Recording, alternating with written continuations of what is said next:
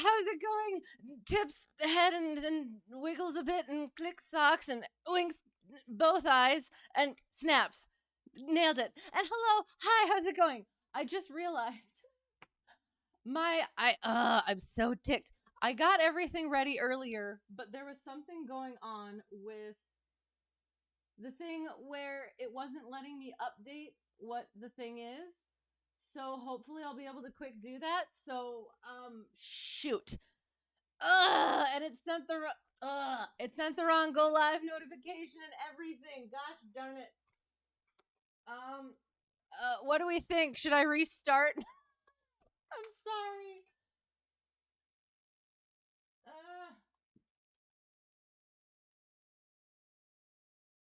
Um,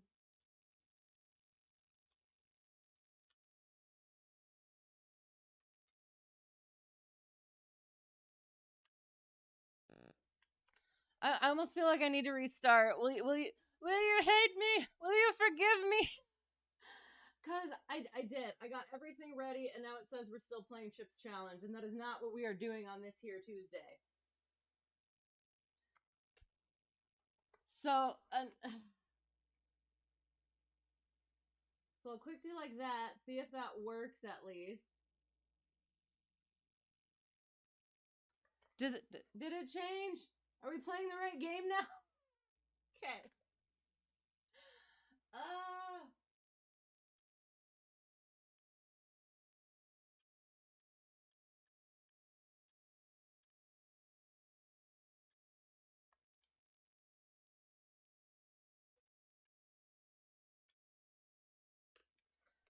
We Gucci. Okay, sounds good. Well, I hope nobody gets upset that they think I'm playing Chips Challenge 2 days in the same week, and that they realize that I just did a boo boo. So I appreciate you being here. Give me one more minute to finish dealing with this disaster, and I'll be right back, right here. So how's it going?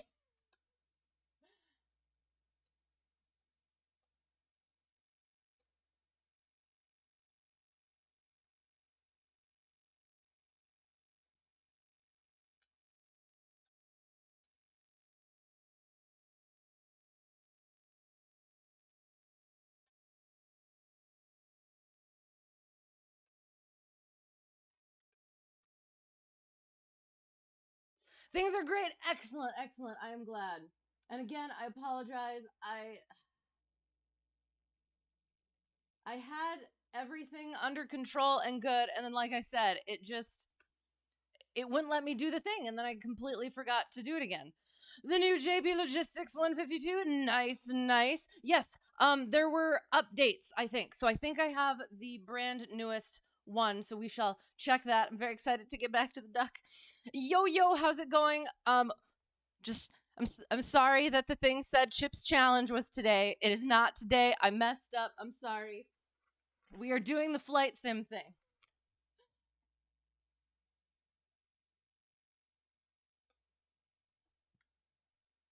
There. You're interested in seeing the black smoke if I run the engine too hot, but you're scared.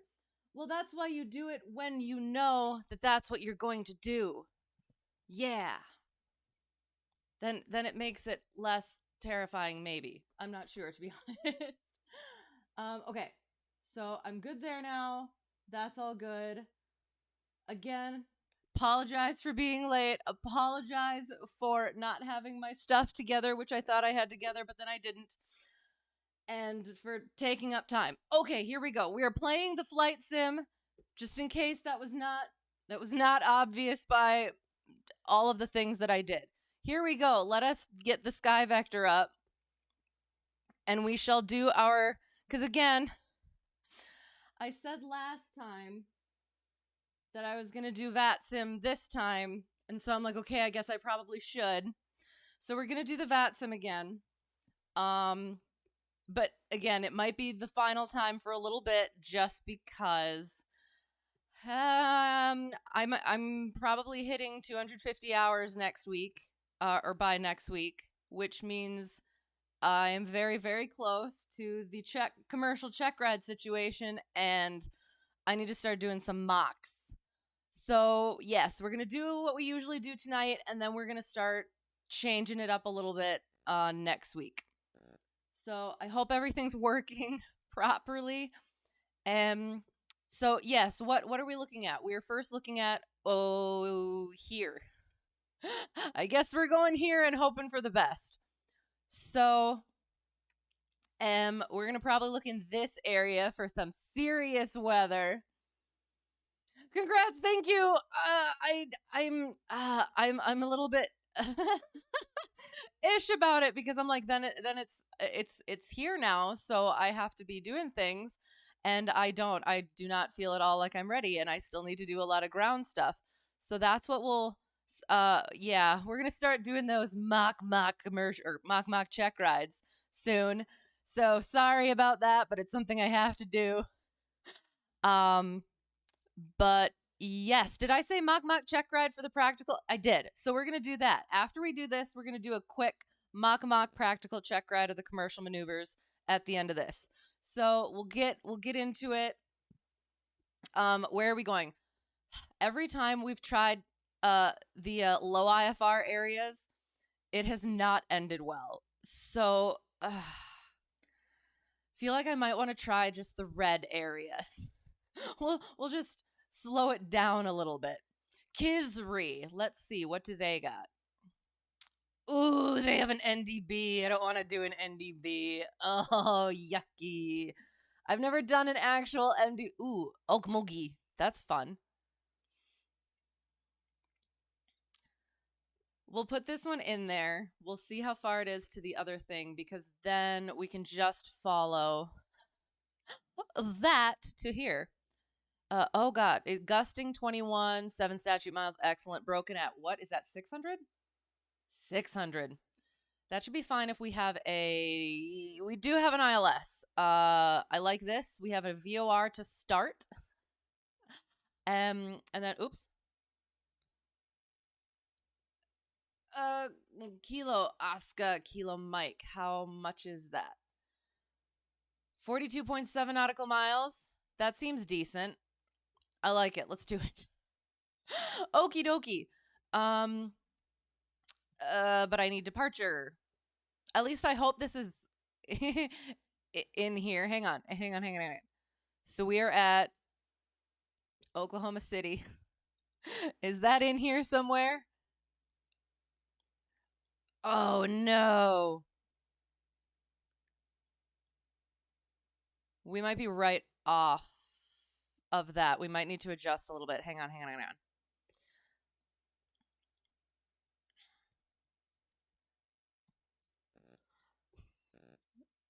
Ooh.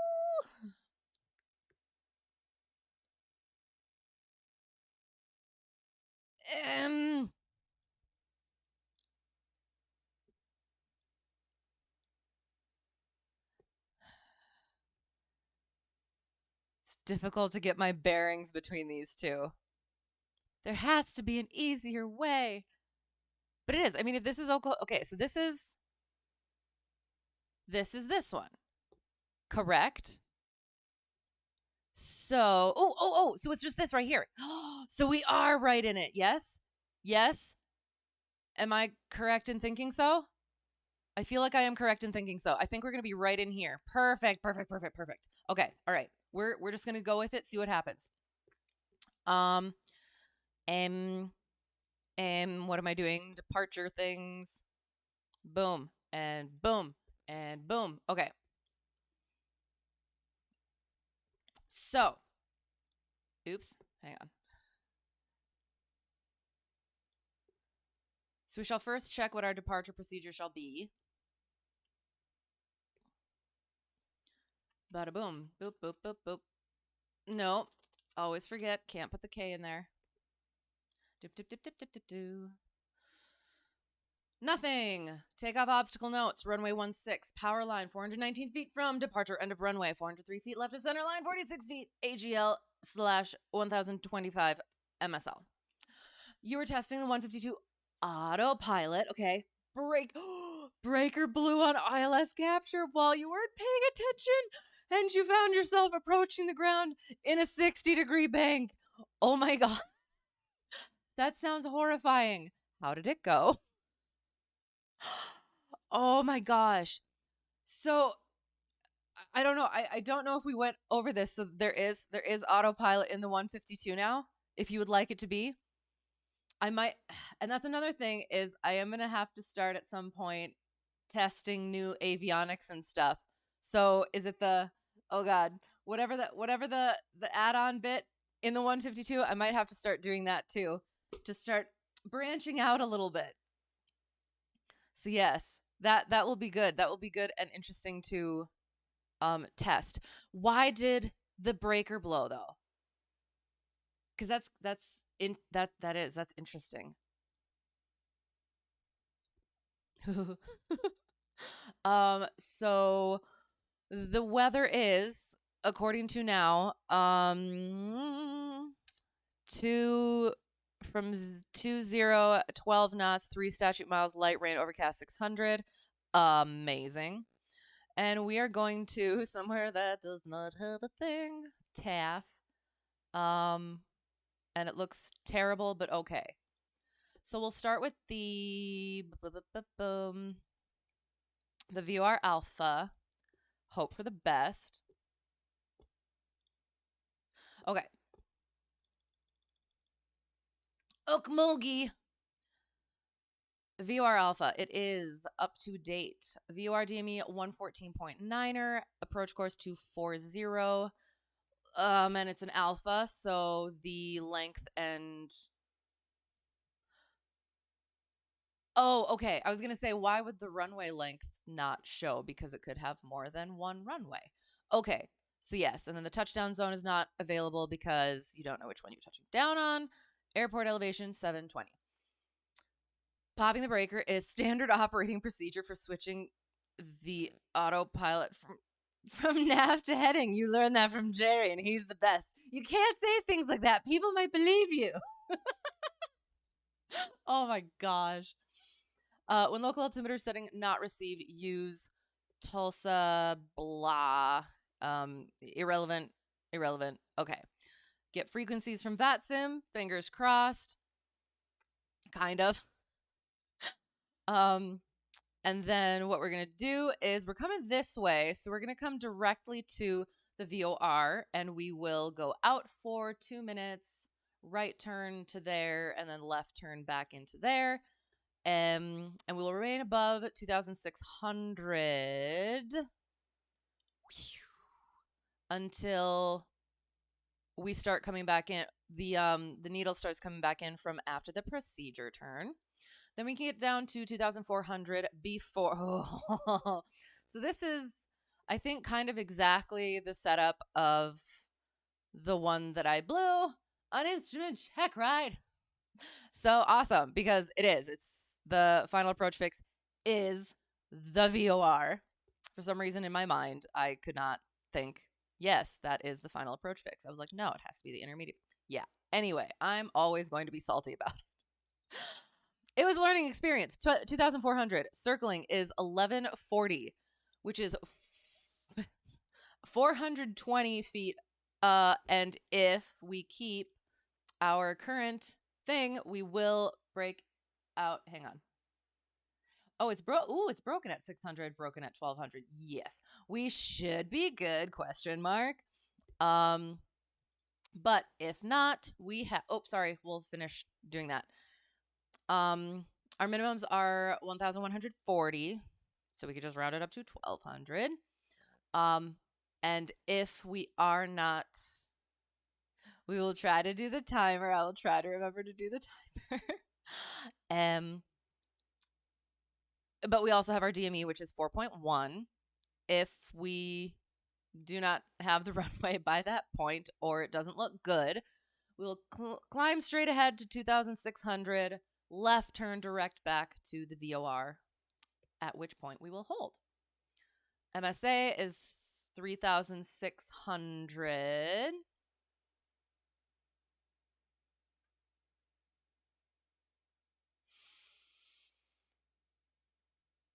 It looks straight across, like it looks like it should be 270 and 90, but it is not. It's probably just the way that I'm looking. Okay, so 3,600 this-ish way, and 2,600 this-ish way. So, yeah.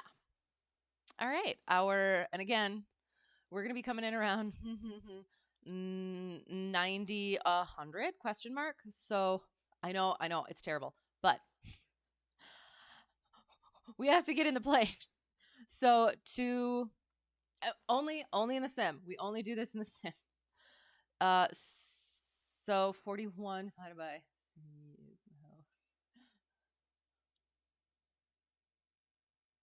let's say about like 225 we would go missed-ish.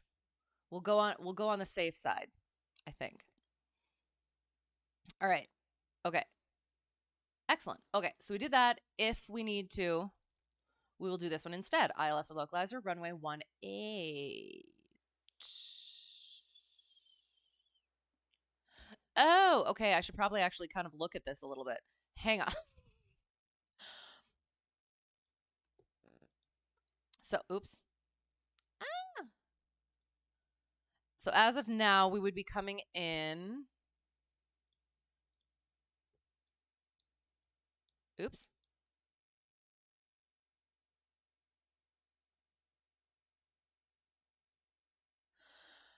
We'd be coming in here. We would be circling them. Okay, so here's the question. What I remember, it's going to be a circle to land.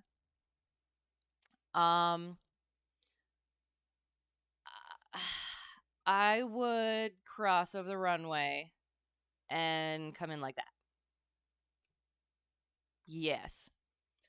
It seems better than coming in like noom and like that. Like that just gives a little bit more time. It does bother me a little bit being below or at pattern at that point. Let me think. Yes. But we will be making our calls and monitoring the traffic in the area. And yes, hoping for the best and piloting hopefully properly. So that will be the plan for that. For the ILS or localizer, runway 18, Okmulgee. It is up to date. Localizer 109.1, approach course 176, runway length is 5150, excellent. Touchdown zone elevation, airport elevation are both 720, excellent. For in-op ALS, increase all CATS visibility to 3/4 statute mile. A and B to 1. We have a Mauser. Ooh. Yes, if we end up going that way. If we end up on the ILS. Otherwise, we do not. No, we don't. We have a PAPI if we end up doing the VOR. Okay. We will get our frequencies on VATSIM. We will be coming from the hold here over to here, at which point we would teardrop and then just go in because that is our procedure turn. And we would remain between 4,000 and 2,400. Get to Joseph intersection.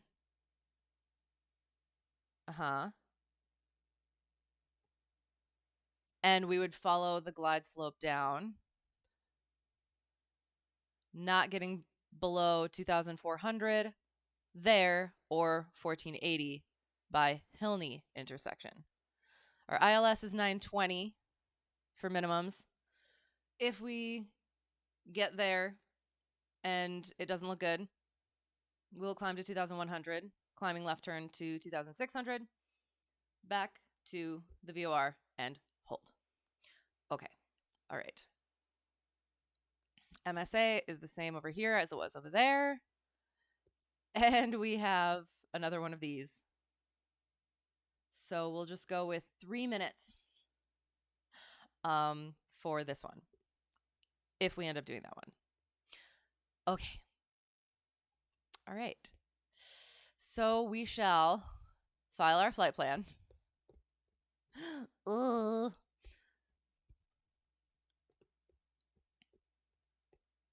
Need my other window. So November, Hotel Tree 1, Delta 1, IFR, C152, light, equipment, Alpha, boo. Departure is, I don't remember. Okay, oh God, oh no. You're going to do the best you can to not say too much on this very serious quality. You're hilarious. Flying stream, because you have willingly and knowingly broken the primary flight rules law. No smoking within 8 hours of flying and no drinking within 50 feet of the aircraft. You guess which. I read like I'm sloshed? Not yet. Not yet. Not today. Soon though. Very soon. I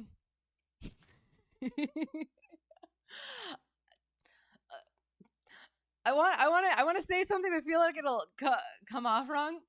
Oh, okay. Right. Sounds good. Well, depending on which of those we are picking or understanding that we are supposed to pick, you might not be wrong. Hello, how's it going? Oh, well, nope, we're not going to do that. We're not switching our plan now. We're not switching our plan. I should actually see how. Oh, I feel like they're going to go offline. Oh, no.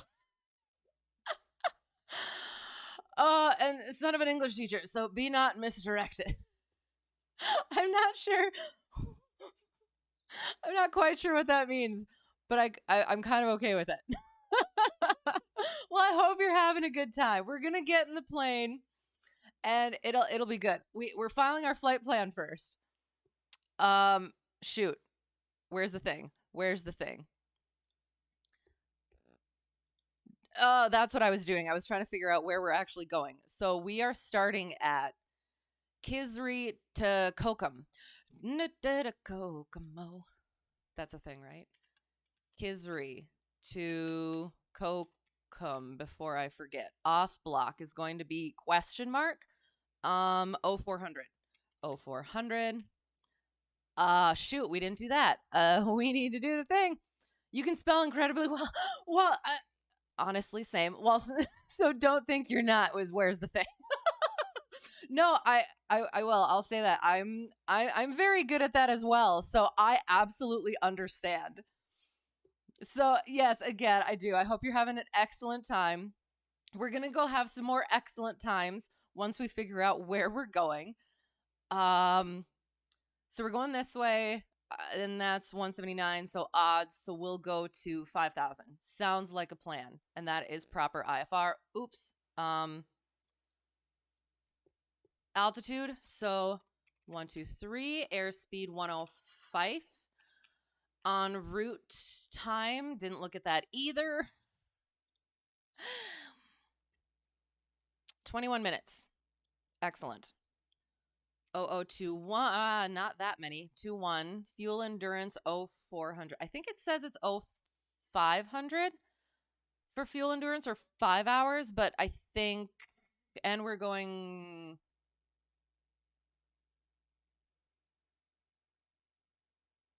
Sorry, I'm just trying to figure out, should we be going direct, or should we just immediately say we're going directly to the VOR? Why wouldn't we go directly to the VOR? Because then we got to do the thing. Hang on, we're going to do that. Directly to the VOR we go. So then we're going to have to change that. Moderate turbulence, where? Hang on. You can see that, right? That wasn't just me. At 11,000 feet, I think we're going to be okay. And boom. Welcome. So 26 minutes is what we're going to do. Make them tell us not to go directly to the VOR, but I think we want to, because that's where we are. That's the what's it called? That's the initial approach fix anyway, so we might as well go directly there.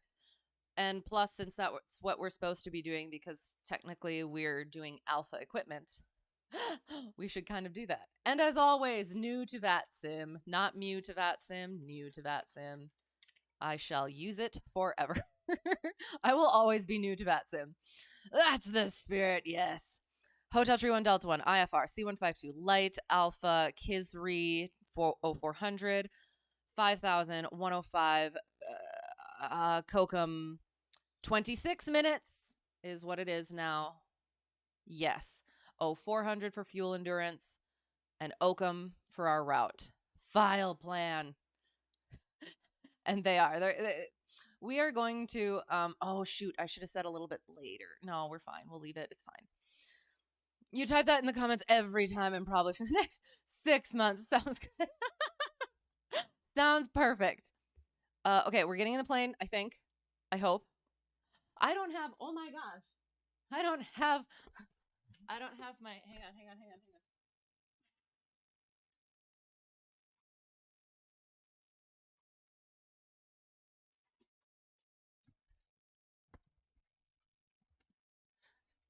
Ugh, ye old magenta line. Apologies. Luckily, it was directly in my flight bag, and we're good now. So, no. KSRE to Okmulgee to KOKM. You know what? I'm not going to do the procedure. I'm not going to throw that in there. We don't, no. Nope. IFR. We will stick it on screen though. Map. Perfect. Oh, and I probably should have that handy so that I can throw it in there.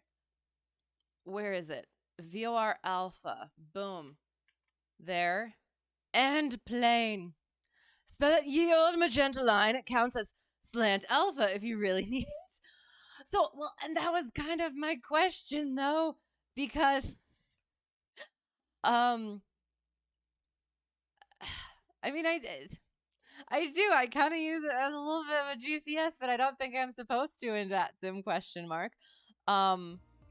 But yeah, so I do. I try to keep the VOR sort of situation, do that like I'm supposed to, like a good pilot and VATSIM user. So that's what we shall do that.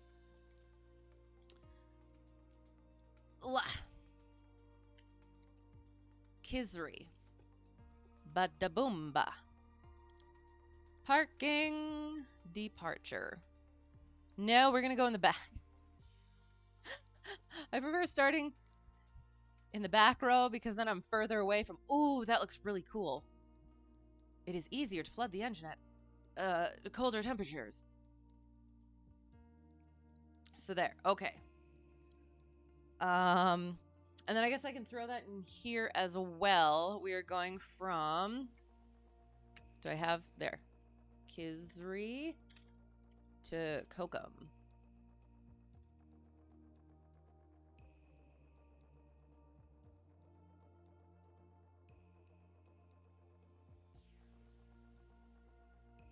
Boom. Okay, we good.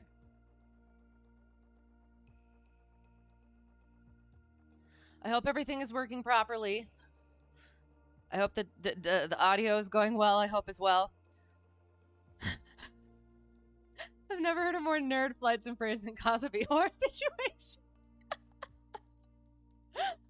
Is that what I said? Oh no. You're welcome, I guess. Oh gosh. Yeah, definitely. Oh, we got, oh gosh. Oh goodness. Ooh, oh no. We have started at the fuel. I did not mean to do that. Oh god, and it's raining. Okay. We are gonna turn the night off for a little bit. Boom. It's terrifying. That's my favorite part. Okay. We are gonna quick do the thing here. I must bind the key. Must bind the key at some point. However, it is not this day. Oh, I have to hang on. Sorry. There, and I guess I should probably check to make sure that this is working.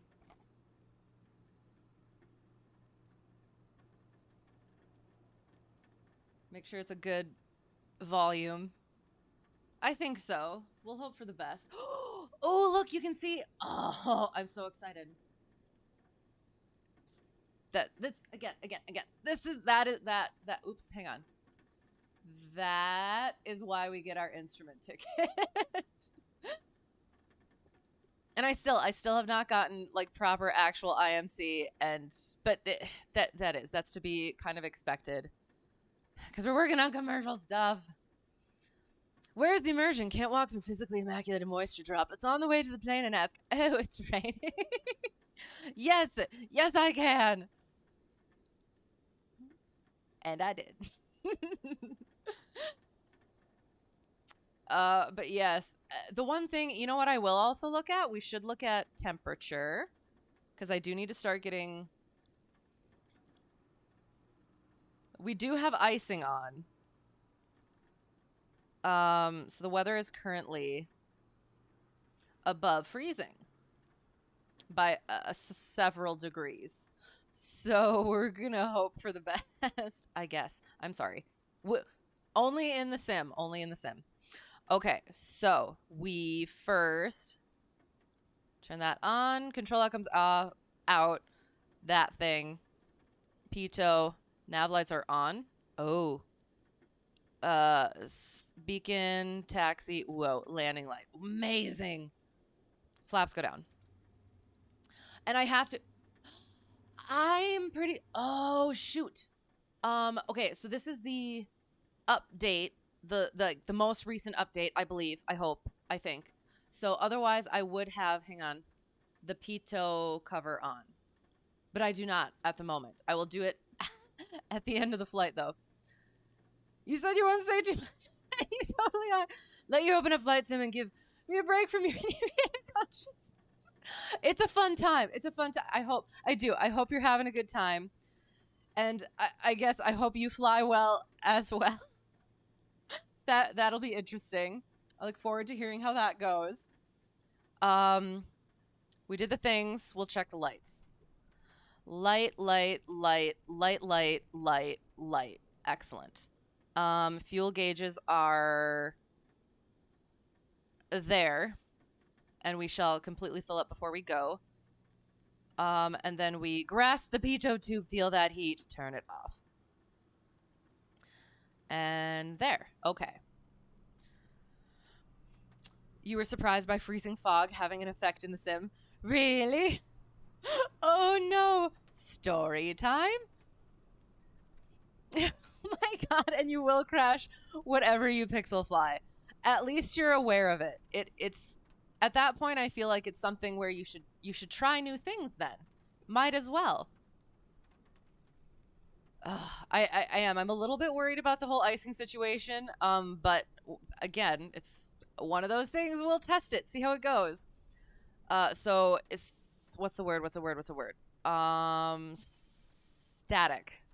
Static port, vents, stall, horn thing, pitot tube, drain hole, fuel vent, tire.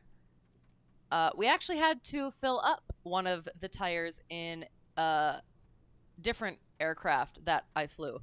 And I noticed it and I felt good about it. I was like, I did. It was one of those things that worried me. Like, I've never had to like notice what it actually looks like when it's not correct. And I was able to recognize that it wasn't quite right. And one of the things that commercial instructor, which is told me, is go to the front and it's a lot easier to tell if it's off balance. So yeah, so that was interesting. One of the gods of modeling, yes, helping people understand how difficult it is while being human and relatable, exactly. Local airports have been deeply fogged in the last 2 nights. Okay, with negative degrees. Plane freezes over in minutes on the ground in the sim. Oh no. Well, so far so good here, I guess. Interesting. Well, and that reminds me of the time when we thought we had carb ice, but apparently it probably wasn't. But it was definite like fogginess and frostiness, and that was also an experience. So, but is it too much or is it like right on? Because I don't know these things, but I like to try to understand them. I guess I could probably shut the doors, but nah, we'll deal with it. Okay, so tire, antennas, check the fuel caps, elevator, rudder, trim tab, tire, more antenna. Oh, and we check the aileron and the flap, drain a little bit of fuel, other tire if I didn't say that already. Then we check the thing, sump a little bit of fuel, and check the oil.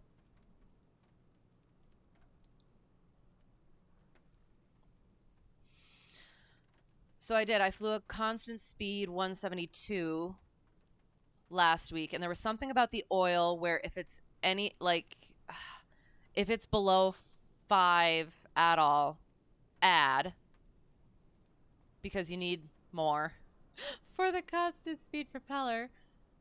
Whereas in the one that I fly, it's usually like if it's at least 5, it's pretty okay. But I mean, you might want to consider bringing it up a little bit more.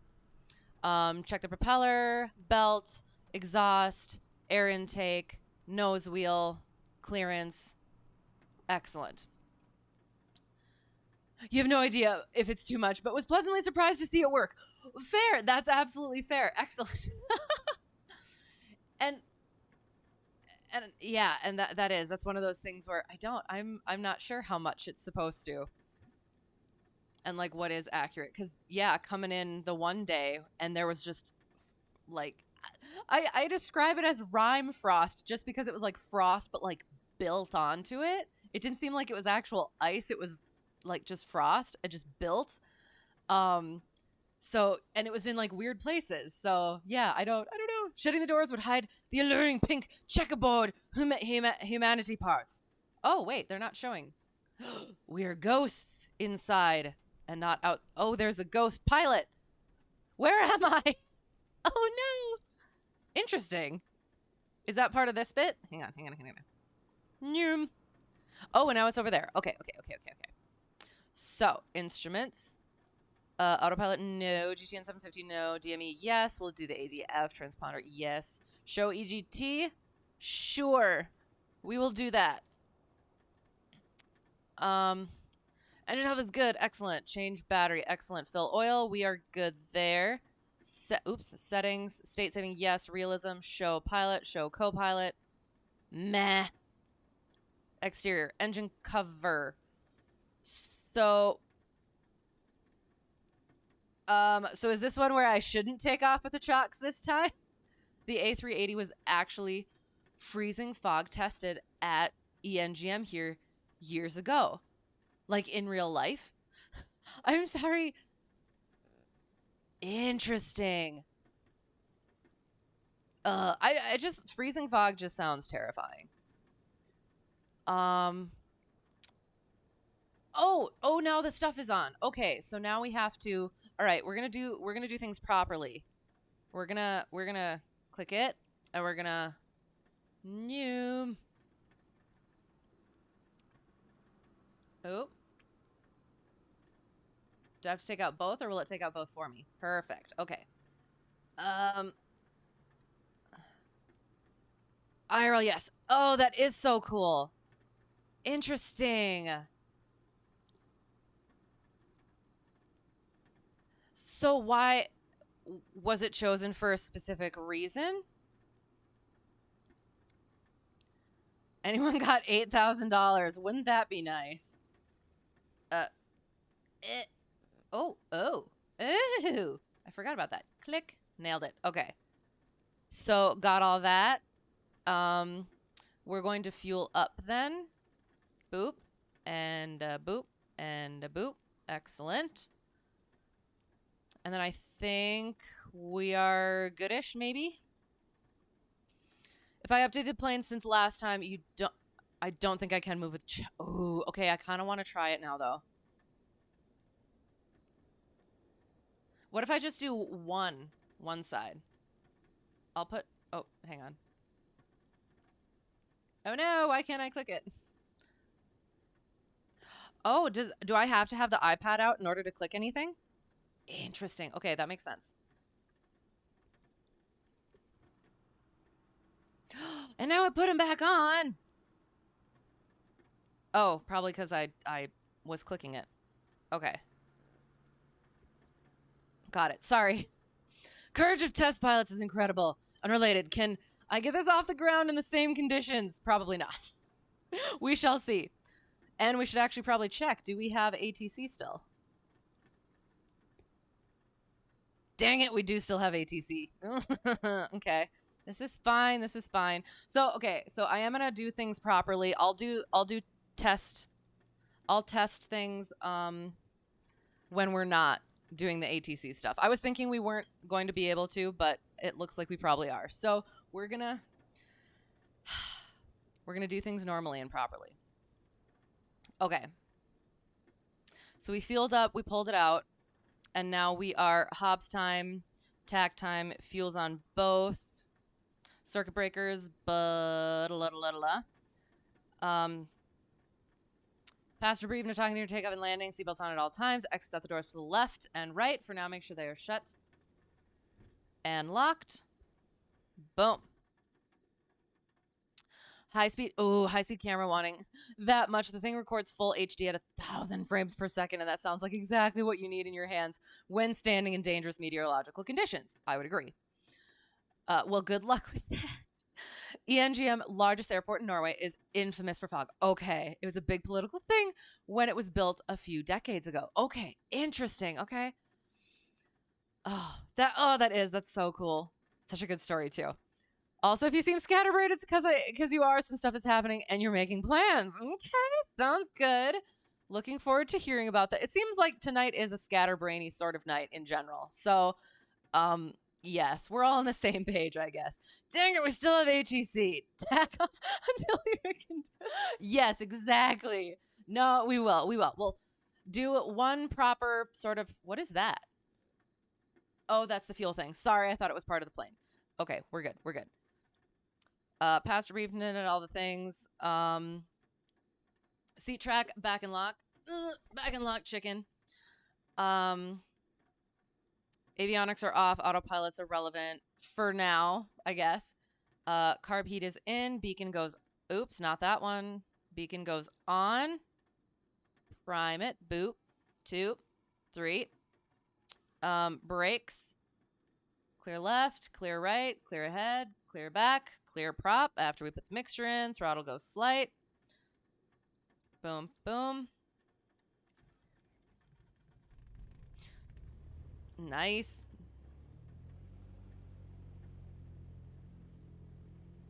Interesting.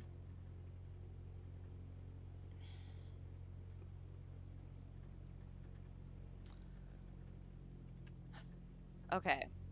So we'll check our weather.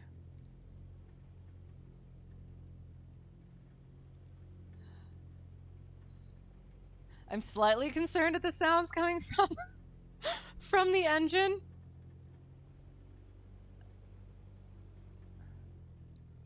Prime it, boop. Pretty sure that's on no checklist. It is on my checklist in my mind.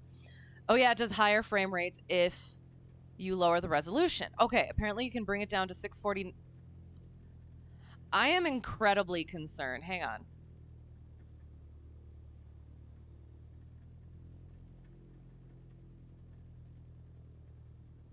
Oh, I have the parking brake on.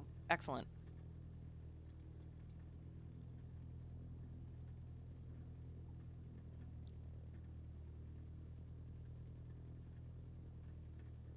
I'm sorry. It's sounding different than I'm used to, so I'm concerned. Okay, so KSRE, Kilo Sierra Romeo Echo, the 8th at 0335 Zulu. Yes, most up-to-date, automated. 010 at 9 knots, which means we'll be taking off 3-4.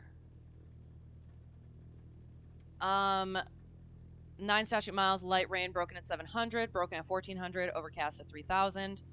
Temperature dew point are the same at 4 degrees Celsius. A altimeter 3019er marks AO2, differentiates precipitation. 3019er. Oh, and then I forgot about that bit. Click. Boop, boop, ba doop, boo. Couple more. Sorry, and then I didn't even finish. Apparently you can bring it down to 640, 96 pixels, and it'll do 24,000 frames per second. Dang. Sounds like a good time. 1023.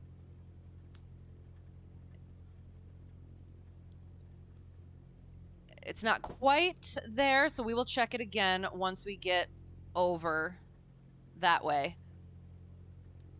We could put our avionics on. That would work. That would be good. There. There. Might as well throw this on. Oh, wait, no, we do need that, actually.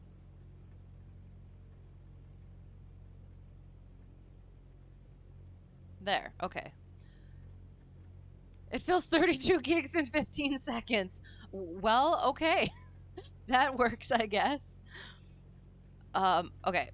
So now we need the VOR, which is 114.9er.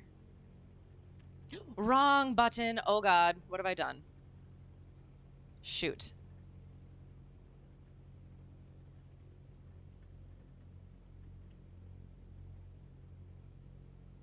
.9er. And we're also going to throw the localizer in there as well in case we need it right away. 109.1.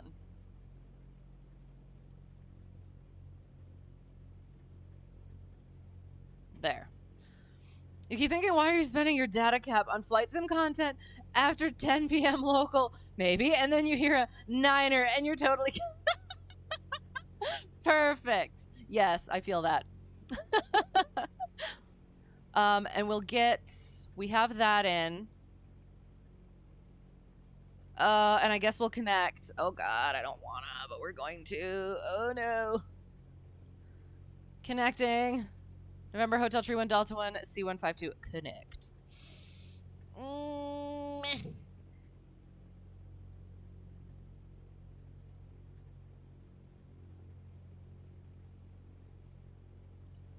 And who are we actually talking?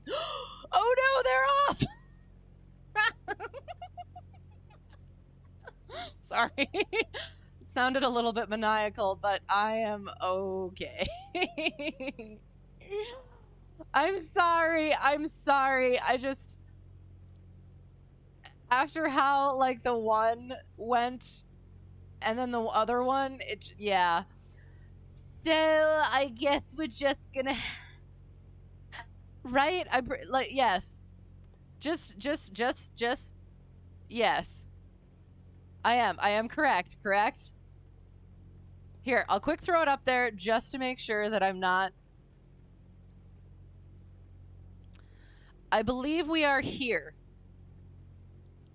So, we're good, right? I'm pretty sure we're good. I'm hoping we're good. I think we're good. Because this is Albuquerque, which that one says. And down here is Houston.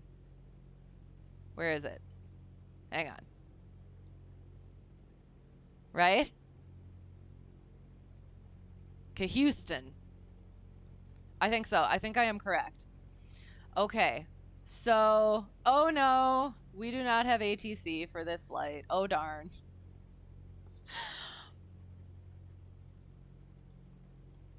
All right. We're good. Oh no, they're on. You know this feeling down deep in your soul. ATC means you have to be an adult and speak all responsible and know where you pixely are in the world and be able to talk about it cogently to other adults. Yes. Yes, I understand. I absolutely understand it. I do. I want the practice and everything, but it just makes me so freaking nervous. And yeah, but I'm going to bring that down. Okay, so the engine sounds much better than I thought it was earlier, so we'll go like that. 2000 is good. 122.8 is good. It's better now. Okay, you couldn't see the end of your street earlier tonight. Oh my god. ENGM, the 8th at 0350 Zulu, variable at 2 knots. Oh shoot. 0500, is that the visibility? Runway 19er right. I'm not actually sure how to read. What is the N? 19er right is 900 something, and runway 01 right 0500. I assume that's like the runway visibility, correct? And then 19 left is 0550 N. I'm sorry. And freezing fog, and then vertical visibility is 200, -4 and -5 Celsius for temperature and dew point respectively. And the Q1030 I am unsure of as well. But interesting. I know that whenever they actually show like the runway things, that actually means that it's ishy. Interesting. Ooh. Well, I'm glad it's lifting, question mark, or foofing away, which is a technical term. I'm sorry. My weird self. Why is the car? Oh, I put the carb heat out. That's why.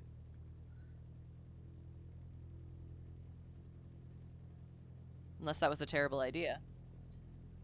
Apparently that means runway visibility and no trend. Okay. Interesting. All right. I'm not up on those things, so I apologize. Okay, so we will pretend we got clearance. Ha ha ha. Since there's nobody on. And we will go take off 3-4. Procedure. Airport diagram. Map. Oops. Okay. Okay. I was gonna say we'll taxi over there and do run up, but I always worry that I'm gonna be holding somebody up. Oslo, Norway. So cool. Know you are near Nashville, Tennessee. Full disclosure. Appreciate your contributions to our hobby and passion. Yes, honestly, like I do. I can never say enough how cool that is and how grateful I am for all of this stuff. And it is. It's just so amazing and so appreciative of it. You hope you're sober enough to remember that. Well, the VOD will be up, so you'll be able to go back and see. Okay, so we're gonna taxi over there, but we are going to stay on the ramp for run up, and I need to move my pedals. So we're back here. I have the parking brake not on. You're not completely right. Yes, and that's I would hope not. What is happening or not happening? Did I hang on?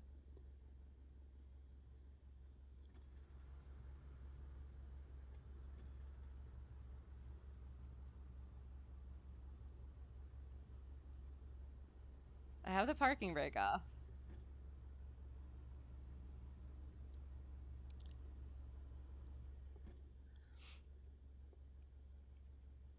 Great for everything until I read your username.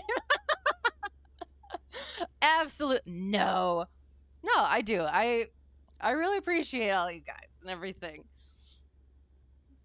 And I do. I hope that I hope that comes across as genuine because it absolutely is. But I'm weird, so I want to get all sappy, but yeah, it's been a fun journey, and I'm glad having you all along with me.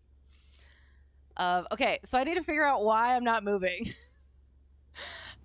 Oh God, we're moving now. Is there a way to? What is pushback? Is it just like P or something? Or is it like control P? Or I would like to do things somewhat properly. Ooh, there we go. Yes? Am I moving? I feel like I'm moving, but like so slowly, it's not even worth it. Or I'm just shaking? I don't know. Okay, we're just gonna... Oh, we are going. Oh God, why are we going so fast now? Jeez, I don't know how these things work. I'm sorry. Ooh. Okay, and now do I control P again? Please, please, please stop pushing me back. I don't want to be pushed back anymore.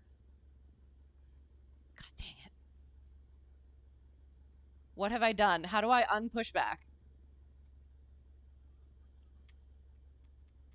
Help. Or I'll just start going forward. No, that's not working. Shoot. How? Laughed so hard if I hit the brakes and fell over into a tail strike. No! Oh, shoot. It is Shift P, isn't it? Sorry. Oh, God. So I was testing like the control and the alt. Thank you, by the way. I was testing the control and the alt and the shift, and I finally figured out it was the shift. And then we got pushed back, and then I forgot that it was shift, and I kept doing control. Thank you. I'm sorry. Here we go. We're moving. I think. Hang on.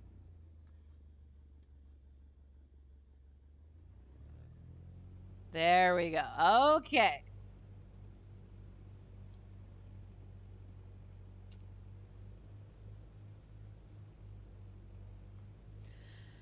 Thanks for sharing your thoughts while flying, and especially at decision times and critical phases of flight. You're welcome, so you can see what's going on in this squirrel brain. Honestly helps you think about what you need to think about in different phases of flight. Oh, good, excellent. Fake flight, that is, but who knows? Yes, exactly. And I do, like, it's, sometimes it is embarrassing the things that I say out loud and do, but I also think, well, you know, maybe it will. Maybe it'll help somebody else be like, oh, well, I won't be as bad as that at least. Or just like, yeah, just showing that it is normal for the most part, question mark. So, yeah. No matter how many hours you have, crush that light. That's not where it should be. Oh, shoot. We were going to do the run up on the ramp. Oops. Well, we will do it over here then. So, yes, and I appreciate that you appreciate it, and it's not like a... I hope it's not like a too... Like, it's too much or anything, but yeah, this is what my brain does. And I hope it helps in some way. Or is at least entertaining. Okay. Oops. Okay, so. No one is behind. Excellent. We are doing the thing. What are we doing?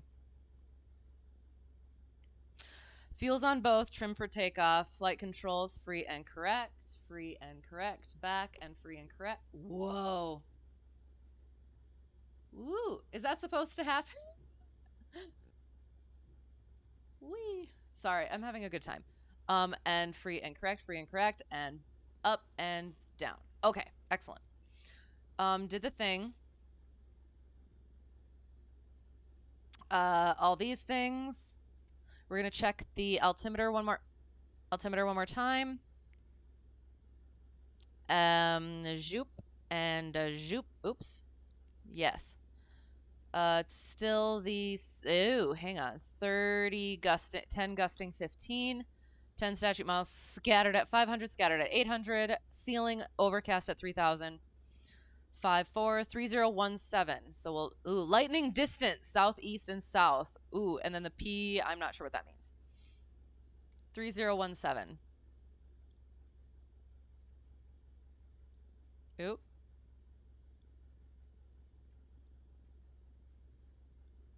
$3017. Okay.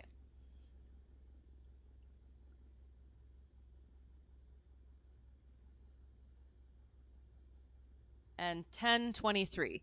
It is still, it's 23 off, but if it is within 75, so we are good. Although I think that's a thing where if it's over 20 on an inspection, the altimeter has to be completely taken out and a new one needs to be put in. You'd rather hear the real thoughts than a fake cardboard prop up that pretends I land only at -2 feet per minute and sound like Chad, the perfect SoCal pilot. I will never sound like a perfect pilot. Oh, we're talking. No, I appreciate that. I appreciate that very much. Because, and it is. It's been the times that I have learned the best is seeing or hearing where things go wrong, either for myself, things have gone wrong for myself, but also hearing stuff from other people, like especially even my instructors, because then it's like you're never going to be perfect, not actually. You're going to have issues that arise, but as long as you can get through them and learn from them, it does make you better overall. So yeah, so that's kind of my thing. I will embarrass the heck out of myself, if only to like, yeah, demonstrate that it is normal for the most part. Again, I'm a lot more kind of flippant or whatever in here than I am in an actual plane. But yeah, the mistakes happen, the issues arise, but we deal with them. But your butter is for popcorn. All right. Anyway, we are on VATSIM. Where are we though? Seminole. We'll say Seminole. Seminole traffic, departing 3-4 to the northeast. Yep.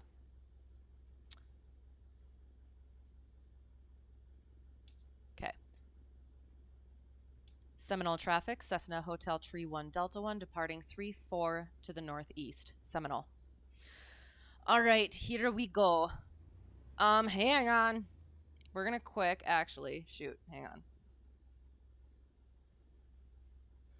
Ooh. We'll get the viewer on the air, I guess. Gosh darn it.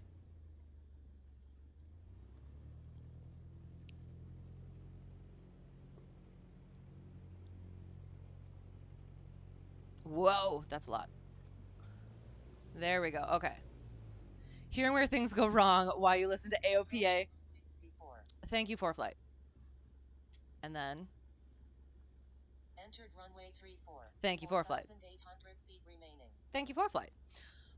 While you listen to AOPA, Screw Ups podcasts, and Real Pilot Twitch streams, yes. Yeah, because that's been one of my issues too, is like when I do checks, like, let's do a soft field. No, let's do a short field. We'll do a short field and we'll do a soft field later. Actually, no, we're just gonna do normal because we're doing all that stuff later in general. So okay, doing the thing, all the things. Okay, and good. Ah, look at the ducky!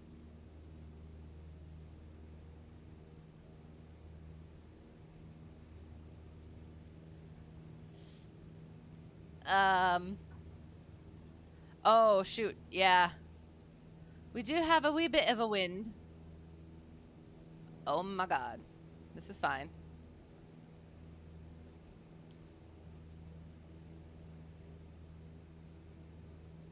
Should probably attempt to, at some point, fly a 152. Again, I have flown in... I can't remember if it was a one... we're not going in the correct direction. 150 or 152. But I didn't exactly do it myself, I guess. So, I see things on the windshield and it's concerning me. 2 long white stripes means be sure you calculate it right? Wait, which... Oh, what do you mean? Hang on. Oops.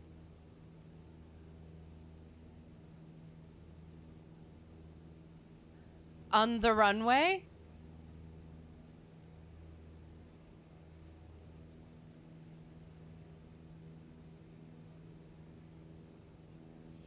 And we should...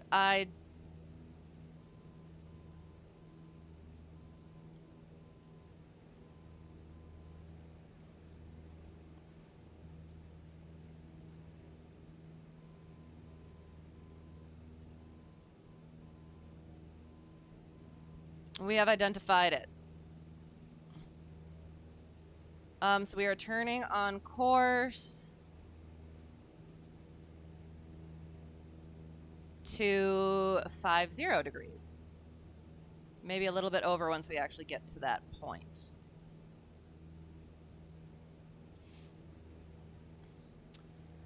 Width and number of stripes. Right, means width of runway, and it infers check the length if you know what's good for you. Okay.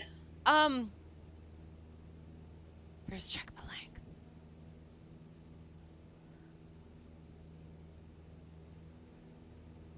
I'm still slightly confused.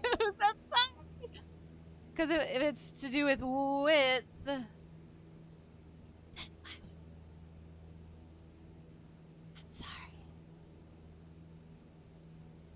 See, the thing is that's another thing where I haven't had to really worry about length of runway too much, just because with what I fly and what the airport that I fly into, I tend to have very short landings regardless.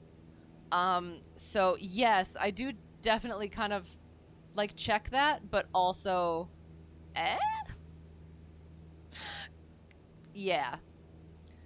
Doing different planes, new planes, I do have to be more aware of that. Narrow runways don't always mean long runways. Right. Okay, fair. Yes. I understand now. I apologize.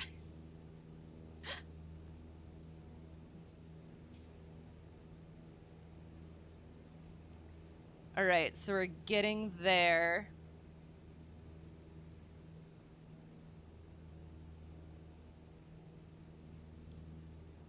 So yeah, I was able to, again, I'm trying to remember. This was last week.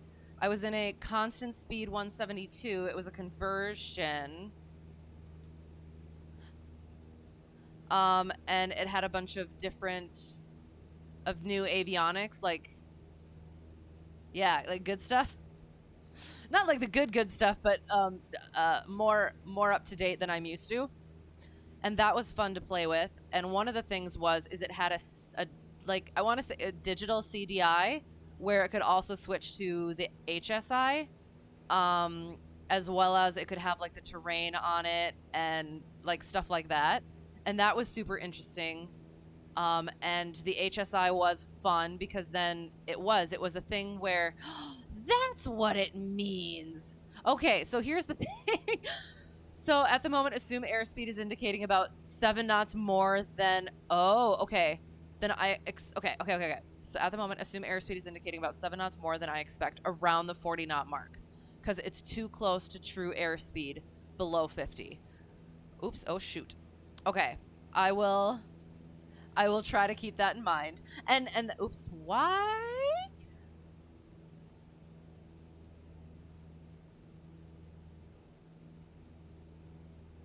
Sorry, we're gonna get back on course. But that is.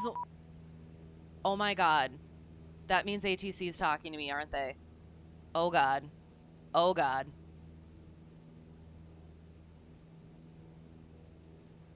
Oh god. I have to contact somebody. Frick. Okay. Frick. Okay. Hang on. Frick. Okay. Sorry. I'm sorry. I need to figure out how to get this into the thing. Oh my god.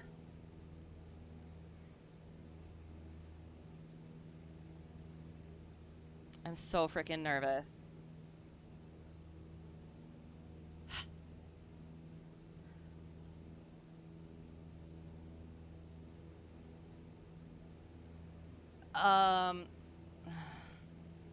So we're gonna go at the 5,000. We are on our course, kind of.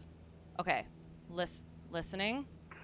Dollar 33, radar contact 29 miles southeast of the Ardmore VOR. Shoot. Oh god. Okay. We're about 5 miles northeast of Seminole. Ah, shoot. Okay. Frick.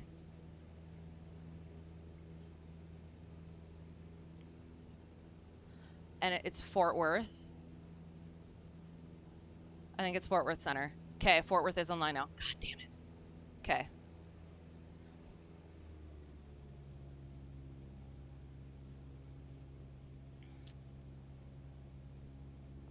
And where are we going? Okmulgee.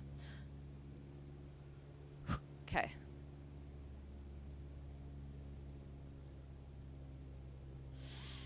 God damn, what's happening? Sorry.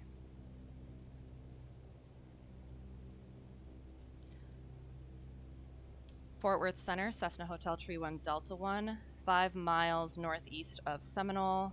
at 5,500 on the way to Okmulgee.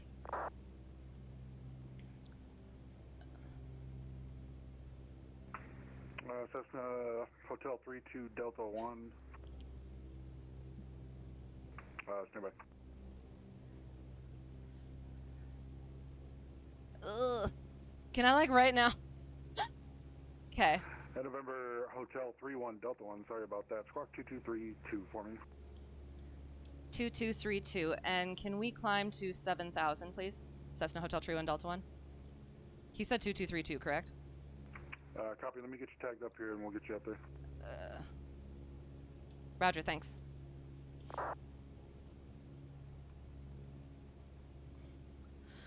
Okay, sorry. Oh my god, I cannot. Ugh. Okay.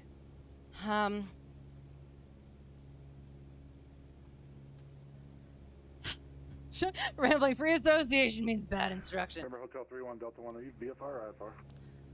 IFR, 1 Delta 1. Okay, 1 Delta 1 radar contact, about 50 miles northwest of the McAllister VOR. Climb maintain 7,000. 7,000, Cessna Hotel 31 Delta 1.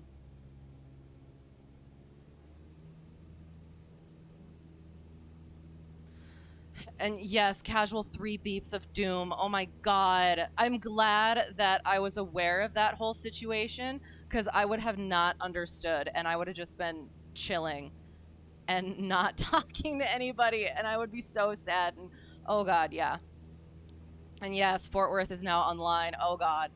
And frick, ATC frick, I don't want to go to the ATC principal's office, frick. Yes, exactly. I'm a good student and pilot and VATSIMmer. You're just going to casually mention you heard... wait. River Hotel 31 Delta 1, weather at Okmulgee is wind 0207 knots, 10 statute mile visibility, mist, ceiling scattered 2,800, broken 3,400, overcast 7,500, temperature 5, 2.04, altimeter 3020. 3020, thank you, Cessna Hotel 31 Delta 1. Forward center, substance 1385, reporting to our receiver on top of this descent.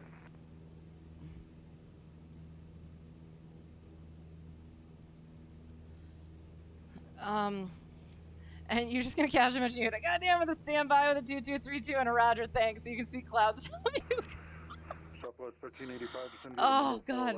Poor Ducky, why poor Ducky? Ducky's having a great time. 3003, descend via the arrival. And I guess, was that, when he gives me all that weather like that, is that okay if I just say the altimeter? Because that's all I'm going to care about right now until I actually get over there.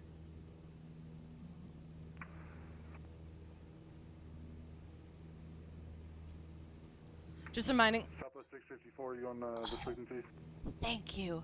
Just reminding me, I was telling you about the digital instruments in the plane you flew. Was it a Garmin G5? I'm trying to think.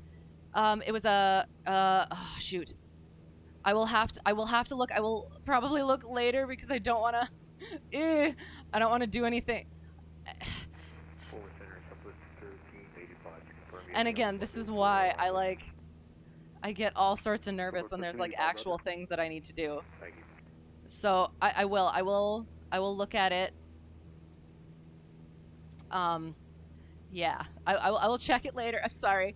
But one of the things was, I remember from the written test that you're supposed to point the nose of the aircraft at the needle. And so I'm trying to think, like, I was trying to put my heading to, like, if I was deflected like this, I would put my heading to like that, and maybe that is what it's supposed to be. Hang on. Let me, 7,000. And November Hotel 31 Delta 1, say approach request. VOR Alpha, Cessna Hotel 31 Delta 1.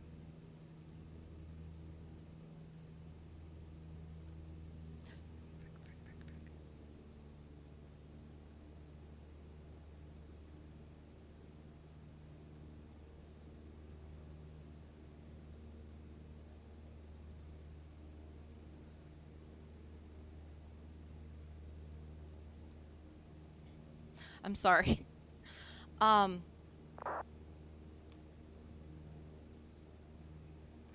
American 1702 heavy, roger, runway 35 left, taxi via Lima. Remember, Hotel 31 Delta 1 for the VOR Alpha, proceed direct Okmulgee VOR.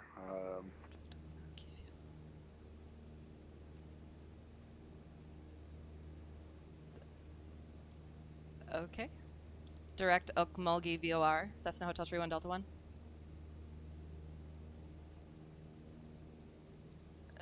That's what we're doing. Okay. So, nothing new. Okay. He didn't say expect the VOR Alpha yet, I don't think. But, okay. Sorry. Yeah, I'll get back to that because now I'm like, oh god. We got some actual IMC going through some clouds here, which I'm okay with. And you know what? You need to get your nose the frick down. I'm sorry. 100 feet is not okay. There we go. There we go.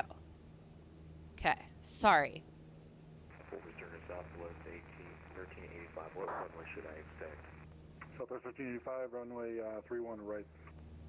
31 right, south. Ducky has an invisible diaper. What? Ducky. Oh, because of the way I'm flying. Is that what? It's good to repeat the altimeter, but as far as I know, it's not required to read back any of that. Right, exactly. And I just, yeah, I wasn't sure. Like, I don't know. I guess that's like the one thing that I feel like you're supposed to change. Like everything else you are kind of supposed to know. Or, I don't know. Like the altimeter is the only thing that you actually causes a change, at least with the stuff. I mean, you would change runway if you were expecting one or another, but you probably shouldn't be. This far out is not quite what I mean to say, but yeah. But yeah, so that's why I'm just like, I mean, at least know that I'm actually listening to it, but also, yeah, not reading back all the things that I don't need to, yeah. So, and yes, read up on it. Yeah. And this is why I need to get more of this experience in here, as much as it's scary, and in real life. But yeah, it just doesn't always work out that way, but we try. Duck droppings when stalling was an alternate request. Oh my gosh, that would be hilarious. When you squawk and the duck actually I know, quacks out loud, you need to evaluate your life decisions. That I did. That just, I am so happy about that. Thank you so much for that. It makes me so happy. I did. My brain just like melted. Kind of getting a little bit, yeah, so. Okay, we're like kind of alrightish, so we're gonna, terrible, and look at how cool this is. Yes. Yes. Get those angles. Okay, now we're going back in to make sure that we're not doing anything silly on VATSIM. Okay, we good. Nose down just a smidgen. We're up like that. We got our mixture. Oh, and then the other thing is, so I learned one way to do the EGT. Yeah, it's a bug. Oh, that's probably not good. Hang on. I did. In the Comanche, I learned one thing, but didn't get a whole lot of time to really get used to it for leaning in the EGT. And then there was an EGT in the 172 that my commercial instructor November Hotel 31 Delta 1, proceed directly Okmulgee VOR, cross the Okmulgee VOR, at or above 3,000, report, proceed to turn inbound. direct Okmulgee VOR, cross at or above 3,000, report, procedure turn inbound, Cessna Hotel 31 Delta 1. Okay. Destination AWAS is 118.225. Thank you for flight. November Hotel 31 Delta 1, clear for the VOR Alpha approach. Cleared VOR Alpha approach Cessna Hotel Tree 1 Delta 1. We are cleared. Where is Okmulgee? Okay, I'm not going to mess with this, to be quite honest. I'm just going to look on ForeFlight. It's marginal. Excellent. 360, so we're still going to land 36. We're going to cross over for left traffic. And again, just reminding myself, we're proceeding direct to the VOR and reporting Southwest 1385. procedure turn inbound. Remaining above 3,000. Yes. So, Southwest 1385, forward center, descend and maintain 3,000. So is he gonna step me down though? Shoot, hang on. Or, no. I'm gonna kind of assume that he's gonna step me down. American 1702, RNAV Mecco, runway 35 left, clear for takeoff. Or if I need to, I will request. I'm so sorry. The police could show up at my door right now and it would only come close to the panic you feel when VATSIM ATC comes online unexpectedly. I know, honestly though. Ooh, that's strange. Definitely felt like I was descending into clouds, but I was actually like kind of rising. Have to make sure we're going direct. And that's the first time that's actually happened. So I'm glad that I understood what that was and where to look for stuff, because I would have felt horrible. $33, you're leaving my airspace. Kansas City Center's offline. Radar service terminated. Frequency to advisory approved. Have a safe flight. Over to advisory, over to com, $33, have a good night. Oh, shoot skis. Oopsie, oopsie, oopsie, oopsie, oopsie, oopsie, oopsie. Southwest 1385, forward center, radio check. Southwest 654, radar contact lost. Menacing clouds are like Linus playing piano in a cartoon compared to ATC demands in your room like a lion in your face. Yes. Yes, though. I will take clouds over ATC any day. Not in real life. I will take ATC in real life over clouds. But in the sim, it's a different story. And again, I'm going to Southwest 1385, no problem. Descend and maintain 3,000. repeat our stuff. Direct to the VOR. Crossing it at or above 3,000. Reporting procedure. We must report the procedure turn inbound. Must remember this. And we are cleared for the approach.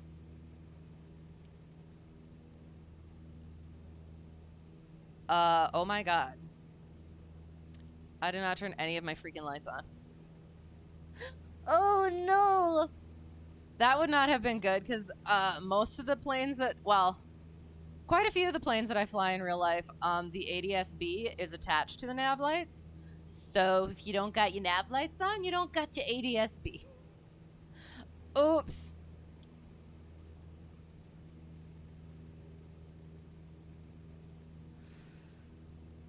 Okay, and we don't have to call... What am I doing? Yes, we're good there. Okay. I was looking at weather. Did I look at the weather? Yes, so 360 at 8 knots, 10 statute miles, overcast at 2,700, so we're going to be good there. Excellent. Okay. For now. Things could change in a second. All right. Dunno, should see the menacing clouds you chase? Yes. Sounds like a good time. I just wouldn't want to be on, like, in a plane in that sort of stuff. Hello, based on the title, no more streams for all. No. Hello, by the way, how's it going? No, potentially, no, off of VATSIM for a while. We might be flying a lot more. But no, just the VATSIM stuff, because I'm going to have to start doing mock check rides. And so that could even mean no more reading, no more chips challenge for a while either. We're just going to be doing mock check rides. So we'll see. So I'm sorry if that was misleading at all either. It was just supposed to be for the VATSIM thing. Would you like to be in a car driving? Also not that, but still. Dang, you're gonna be on KU tomorrow. Well. Southwest 1305, 14 miles. What from, time? Maintain But I'm just talking about. Localizer. Descend and maintain 3000 until established on localizer. Clear for the ILS. Runway 31 right approach. That was not for me, right? Oh my god. Sorry. No, I just mean for my streams, like if there's just for planning things out purposes. So, I mean, and I don't know, I kind of just like reserve the right to kind of do what I want coming up to Checkride. So I have the plan and set schedule in place, but I kind of got to do what I need to do to prepare for that. So, yeah. That's in pause for 1 second. Feels like Instagram one day silence compared to one buddy saying, "Got that queen." Maybe. and that's the thing too, is because I feel like it really does help. It's just that I have to be going over the ACS and the ground stuff to really get myself comfortable. And United 846, can you resubmit your flight plan for me? Yeah, so I don't know. It's kind of up in the air. But again, like I said, I got your radar contact position as reported. I'm gonna be getting my hours in pretty quick. Then I just need to get the night requirements done, and then I need to get my ground stuff. I've been slacking in the ground portion, which is not like me at all. But yeah, so yeah, and it's not like I want to unsat again, so I need to be prepared for this one. 7 p.m. Eastern to whenever. Okay, sounds good.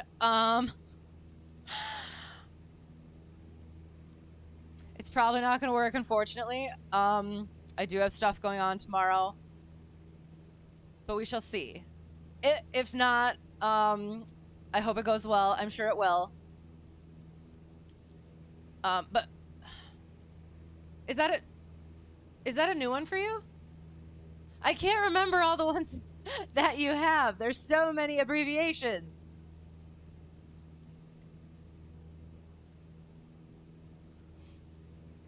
American 1702, climb maintain flight level 390. Oh, darn. That would have been cool. 1385, winds are variable at 5 knots, runway 31 right, clear to land. Oh, and I should say, Stu, thank you for telling me about the beep beep bit on VATSIM, because I would not have understood what that meant, and I would not have gotten on to, gosh darn it, hang on, gotten on to center like I should have. Yeah, they popped on, and I was able to understand the things. So yeah, so thank you, by the way. You're the one that taught me that and told me about it, so I would have felt so horrible just like ignoring center. Just like, oh yes, I am IFR on VATSIM, ignoring ATC unintentionally. All right, so we are coming up to it. I am going to put the plate on the screen so that I can brief it. Procedure, approach, VR Alpha on the map. Excellent. And I guess I'll throw this out there too. I hope I put it in. Yes, there's the approach that we're potentially hopefully doing. At least that's the plan for the love. So yeah, is he gonna bring me down or is he not bringing me down? Because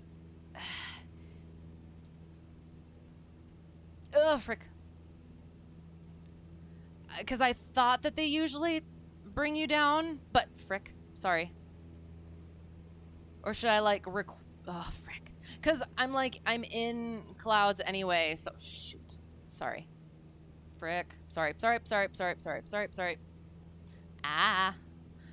Alright, I'm probably gonna go,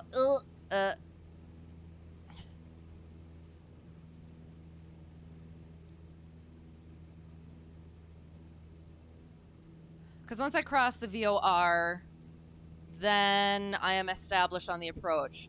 We're reporting procedure turn inbound.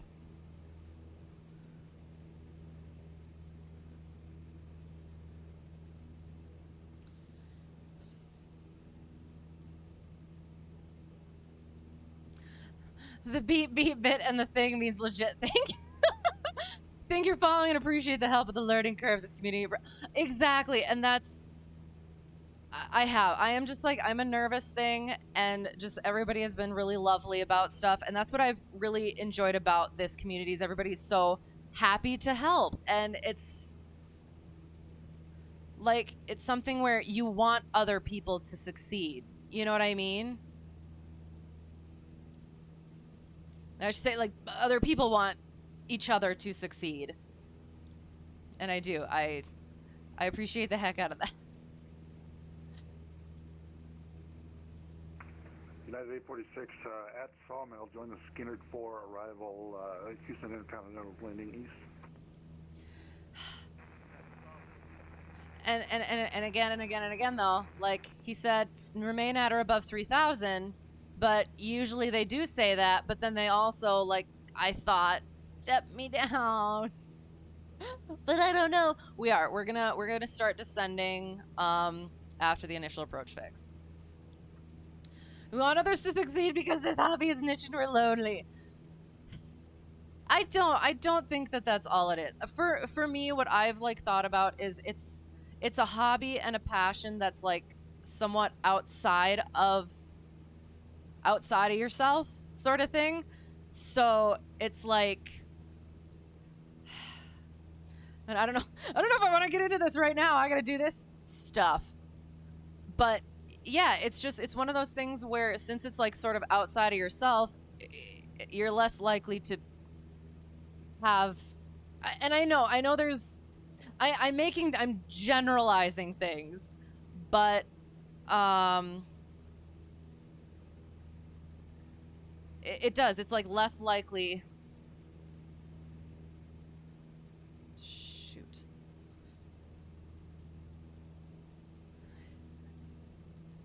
It seems like it's less likely that you're, hang on. Sorry. Ooh. And maybe I'll get back to this and maybe I'll just like fly. Yeah, we're just going to fly this. I hope you know what I mean. I hope I got enough out. Yeah, 846, contact Houston Center 134.42. We're going outbound at 60. Yep. So we're coming up. We're at 1.6.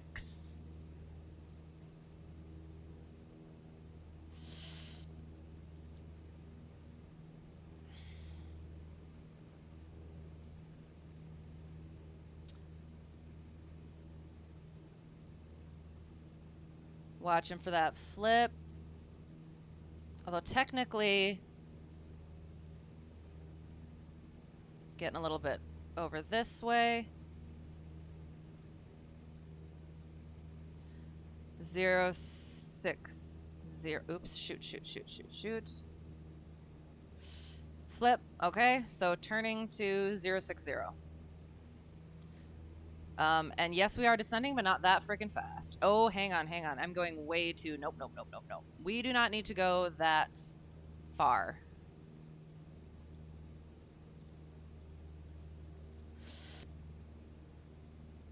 Okay, timer 2 minutes.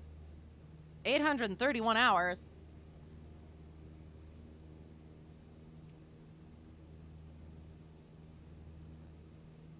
We're going to start descending, bringing that power back. Mixture's full rich.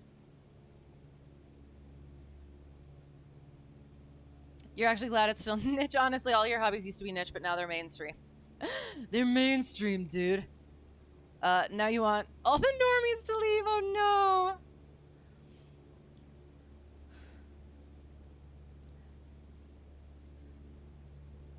I can understand that. And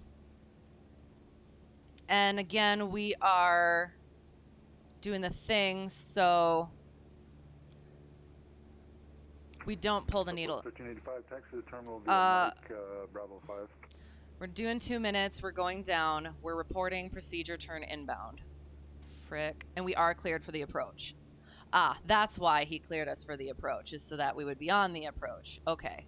So we are on the approach. We're still going outward for 2 minutes. Bringing that down some more. Think Beaver is dreaming the lessons. Not lessons. Not lessons. They are the studying and practicing that I do myself that is hopefully helpful in one way or another. And you mean that for Chad as well. You've got to get to sleep. Okay, I must sadly take your leave. That is all right. I hope you sleep most well. Thank you for being here as always. Appreciate the passion for learning and sharing. Hope so. It truly is inspiring. Thank you. Good night. Before you pass out, you're ready to your leave. Good afternoon, FedEx 2239. Well, and again, thank you. Thank you guys for being here. Thank you for being here. Sleep well. Have a wonderful day tomorrow. We're going to have to do our procedure turn in a little bit. And yes, hope to see you again soon. And I do. I appreciate everything that you said as well. I'm just not good at taking compliments. Okay, so we're turning. And then we got to do 1 minute. So 105. Oops. Shoot. Skis. 105 for 1 minute. Okay. Oops. 105 for a minute. Still descending. 105.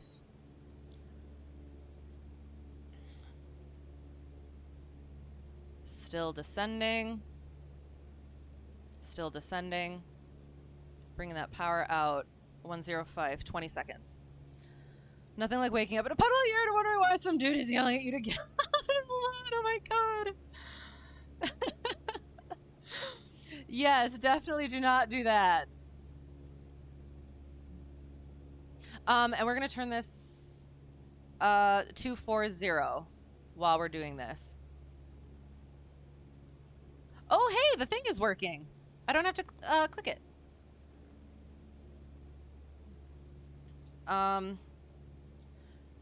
2,600. We're just gonna stay at the 3,000 just because that's like what he said, but we're also on the approach. So, we'll just do the 2,600. We need to report procedure turn inbound.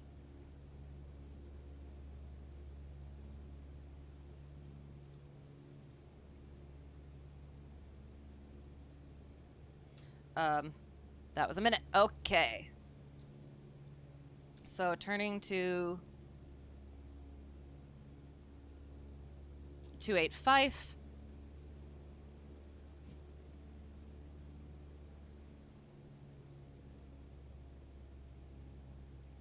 No. Turning, standard rate, oh, yes. Standard rate. Nope, not that fast. I was streaming, you ended up streaming dual channel.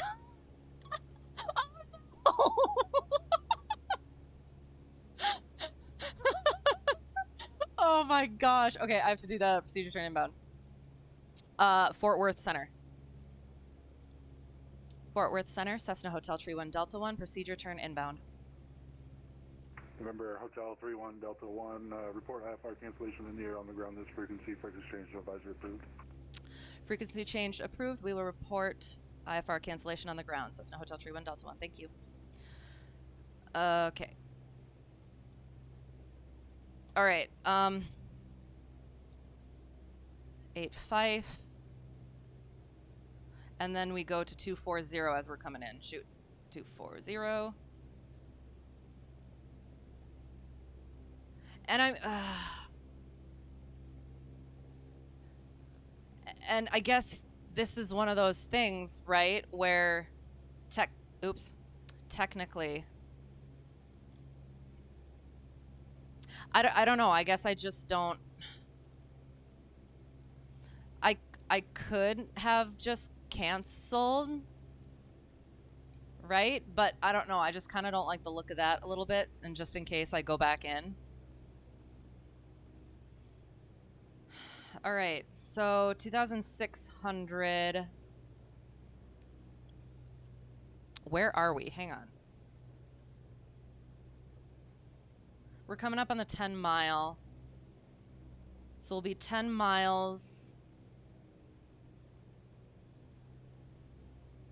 2,000. 400 by the FAF.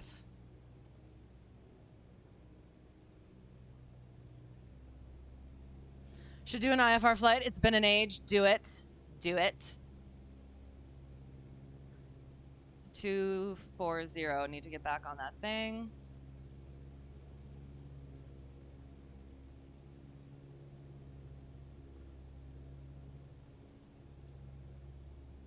All right. So shoot, Okmulgee. 10 miles to the northeast. Oops, shoot. Okmulgee traffic, Cessna Hotel Tree 1 Delta 1, 10 miles to the northeast on the VOR Alpha. We'll cross the field to enter left downwind for runway 36. Okmulgee. I guess I could have... Usually I don't like to put all that stuff into the 10-mile call, but because it's a VOR Alpha, it kind of like freaked me out, and I don't know.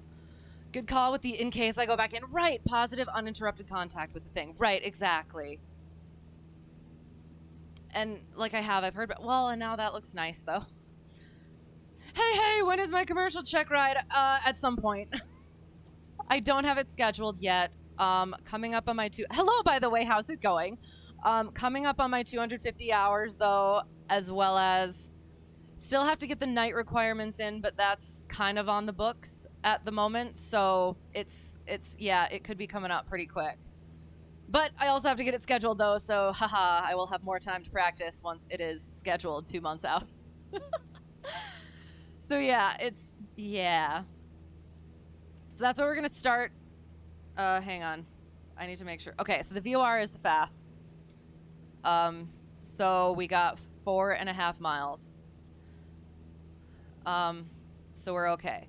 And here's the thing then. So like right now that looks really nice. I'm not too worried about that or any of this. So I could technically go in and be like, hey, I'll actually cancel now. Is that weird? Is that weird to do? I mean, not weird to do, but like...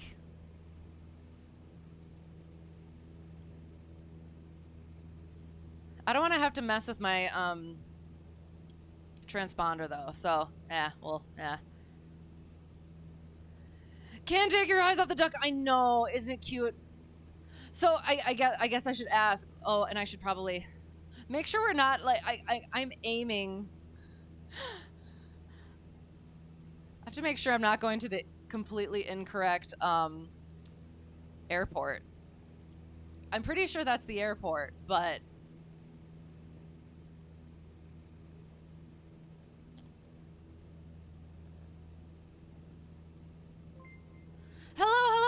Hello. I guess, yes, I can check it. I will check it. Sparky Pilot 86, thank you for the raid. Hello, everyone. How is it going? Yes, the approach is going all right. So, it's not too terrible. Air raid! Hey there. How was your stream? What were you doing? And welcome. Happy to have you. We're doing a VOR Alpha approach and just wondering if I would be weird to cancel IFR now, but also, ooh, I don't like that. But also, I will just, it helps because I just read a thing today about somebody who forgot to cancel their flight plan in real life and then didn't hear the calls. And then they almost sent search and rescue out. So I want to make sure that I'm getting that experience of remembering to cancel on the ground. So, yes. Is this a Cessna 152 you see before me? Yes, it is the JP Logistics Cessna 152 with the duck. I love the duck.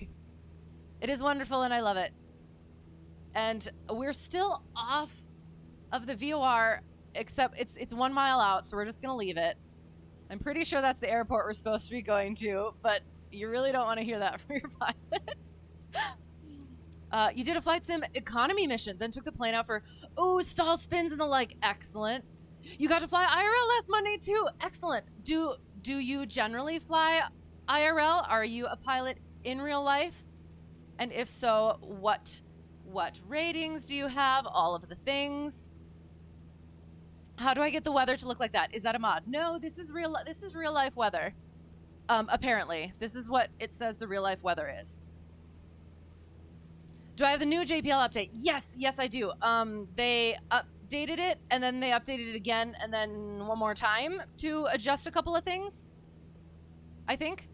And then, yes, you think you do with the duck. Yes, this is the new update, and I do. I enjoy it very much because it's got the little iPad, and there's like chalks and stuff like that. And yeah, gonna get to play with the tail wheel at some point. And we have flipped, so we can get down to 1140.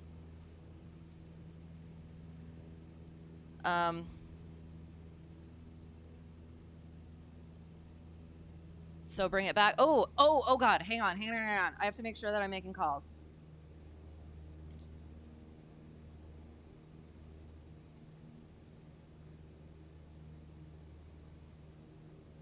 Sorry, hang on. Let me do some stuff quick. Bringing power back. Carb heat's gonna come out. Mixture's full rich. Lights are on. We click, click, click, click, click, click, click. Was that 7 times? I hope so. Why do I keep feeling like that's not the airport that we're... I think it is. It's just I keep aiming for the beacon, and I'm not supposed to be. 1140, so 2,000 we're at, so about 800 feet. I'm like super concerned. No. It's a bit much. Hang on.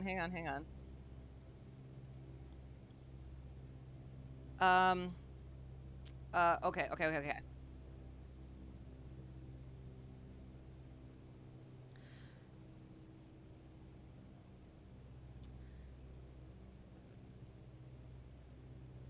Okmulgee traffic, Cessna Hotel Tree 1 Delta 1, 2 miles to the northeast at 1,500. We'll cross midfield to enter left downwind for runway 36. Okmulgee.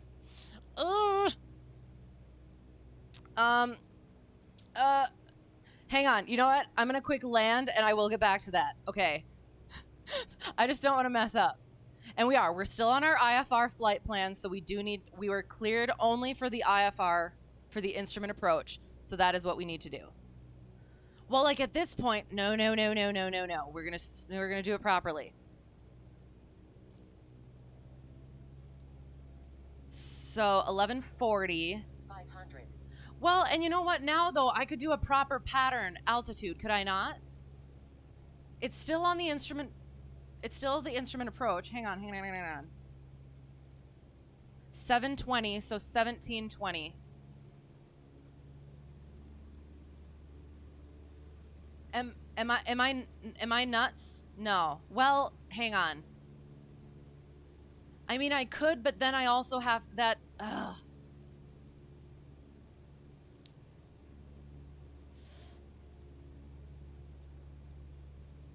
Because that's the thing, is part of being lower is, I don't want to say that because that might sound and be like heavily incorrect. So we're gonna just, all right, we're gonna, yeah, okay.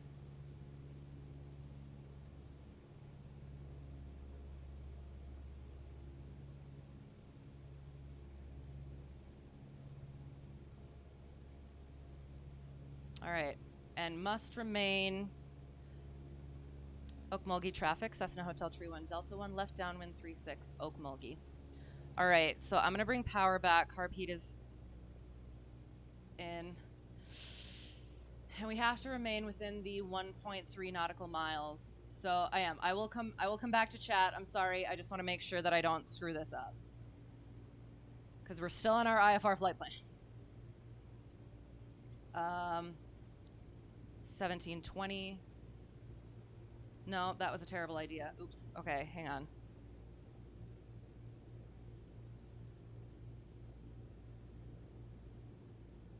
Okay, and we're gonna turn. And we're gonna be careful of that stall speed.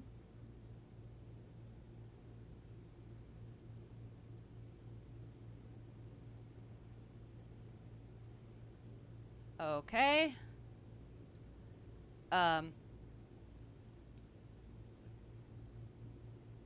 Okmulgee traffic, Cessna Hotel Tree 1 Delta 1, base to final 36. Okmulgee. Okay, all right.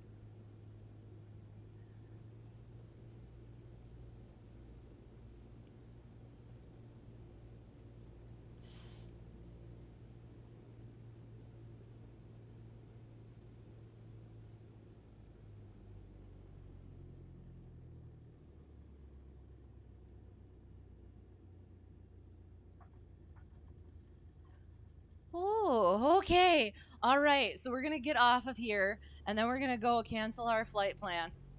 And then we'll do some commercial maneuvers. And I'll get back to chat as well. I'm sorry. 1 second.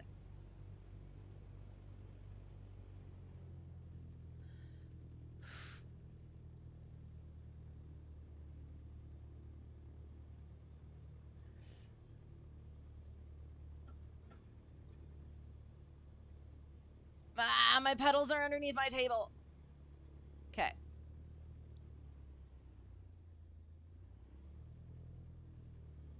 Okay.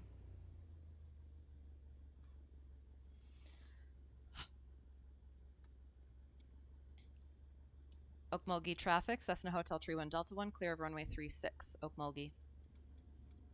And then we flip. And it's Fort Worth. I keep wanting to say Houston, but it's Fort Worth.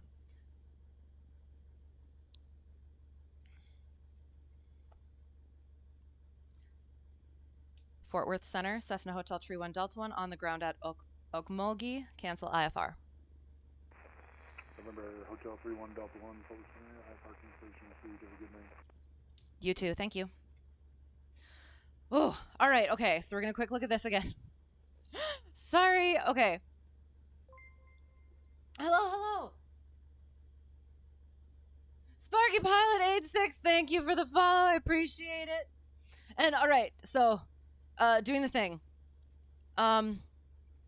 Yes, you are GA pilot. Excellent, very cool. You just have your sport rating for LSAs. That's awesome though for now. So you fly a Cessna Skycatcher. So what makes it a Skycatcher? I am not good at knowing what planes are, which is terrible, but I'm trying, I'm learning. And Dreaming Rain, thank you for the follow as well. I appreciate having you guys here. MSFS is just that pretty when it wants to be right, exactly. You're taking tailwheel training in J3 Cub this spring. Excellent. Oh, that sounds so cool. Ah, so excited for you. And currently another update in progress. Right, yes. And still with my taxi lights on. Yes, okay, so about that.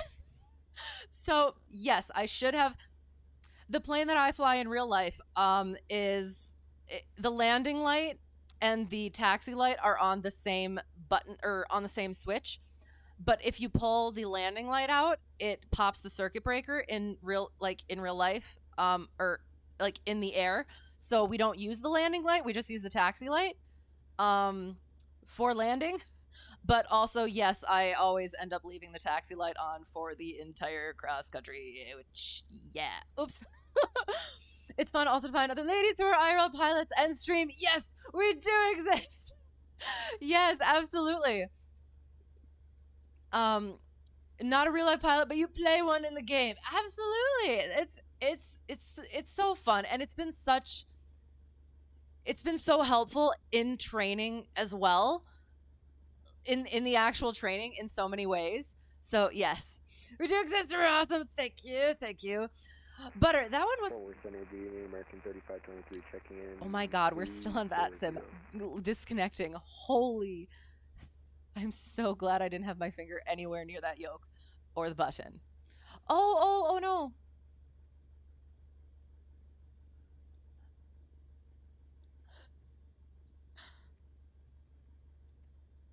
Sorry, 1 second.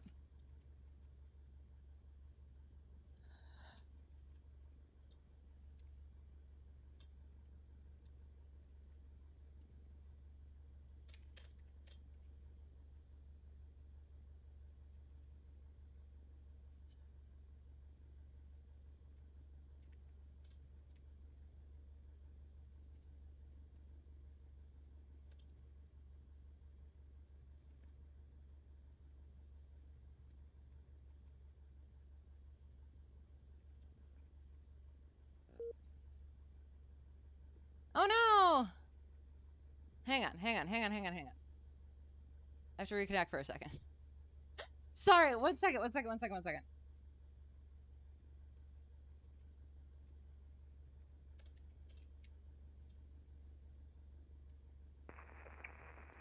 2049, you're leaving my airspace.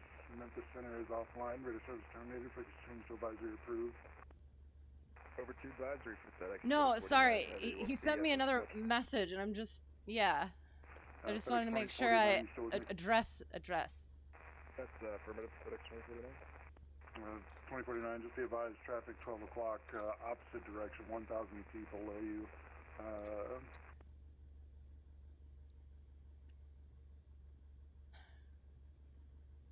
Okay. Copy. We'll keep a lookout for that traffic, FedEx 2049. FedEx 2049, there's traffic 12 o'clock, 2 minutes opposite direction, 1,000 feet below you, an A320. I'll just go like that. There. Okay. Butter, and not just saying that automatically, you would have flared later and apparently would have hit harder. So, and I am there was a little bit of a weird thing with the new update. I'm sorry. So I was nervous about flaring too early and stalling the thing into the runway. So, but that's a thing that I need to be aware of, is not necessarily relying on just the indications of the instruments, because they can lie. So, yeah.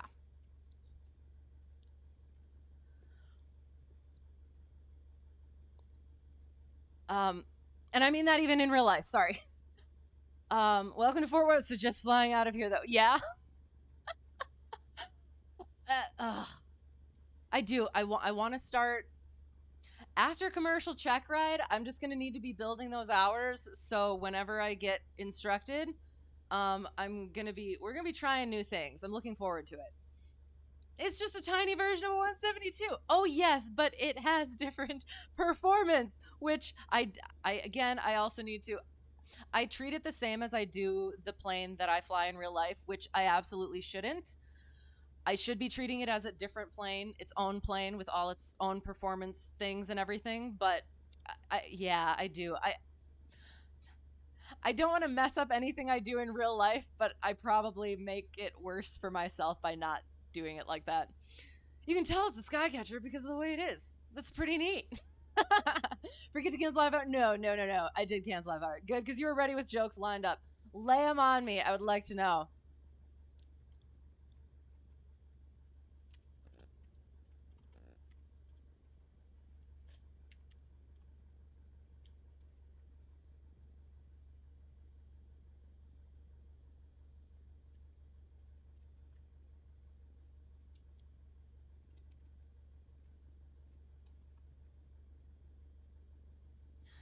Okay, so we'll also get a little nav map up. Oops. Yeah. I still haven't figured out how to get just my profile, just my one profile in there. So I don't know if anybody has any suggestions. Oh, you can't see it. Sorry, hang on.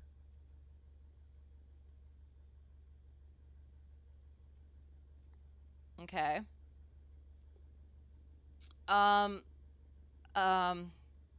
on. Oh, okay, sorry. It keeps moving it. So here we were, blissfully un-ATC'd. And then we take off. We're figuring things out, and about here, we get the 3 beeps of doom. Hang on, I did not put the parking brakes on. Hang on. We're good. There, just to be safe. Oops, wrong button. If you forgot to cancel IFR, we'd have to send the F-35s for search and rescue. Yes. Shoot it down. It's not doing what it's supposed to. It's already down. Now what do we do? The thing with the Skycatcher is that there doesn't exist one for MSFS or X-Plane. Oh no, closest is 152. But Skycatcher has a small Garmin setup. Oh, very cool. Yes, and that's, okay, I fly a 172 in real life. And this is actually the closest plane that they have as well. So I absolutely understand that. And even if, like, I were to get the 172, the steam gauge 172, still way too many things than what I'm used to. But again, the performance would be closer to what I'm used to, so I wouldn't be doing silly stuff that I'm like, why is it doing that?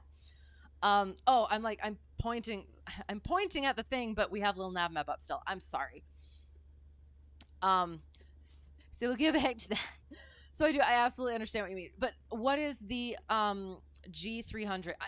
Again, I am also in real life pilot, but I have coming up on a little over a year and a half of any aviation experience at all. I'm including like knowledge or any of that because I got into this late. So I don't know the things. I don't know the avionics. I don't know the planes. I'm working on it. So thank you for being patient with me. LNM has been a godsend since you learned of it. Right. I've had a great time with it. It's nice. Did I put the these things on? I do have that on.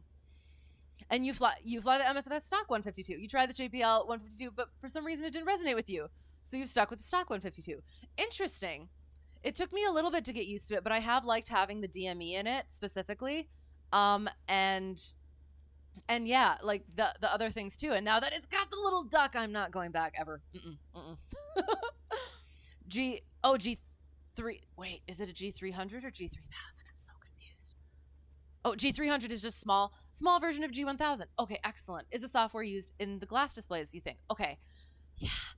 And I know about like the G1000 situation. I just don't know how it like correlates to the other ones. And yeah, working on. But thank you. Interesting. That's super cool. So yeah, so like about here-ish is when we got the thing, and then we had to we were doing stuff, and then I did that, whatever. Or no, maybe hang on. I do think this was before we got onto VATSIM, thank goodness.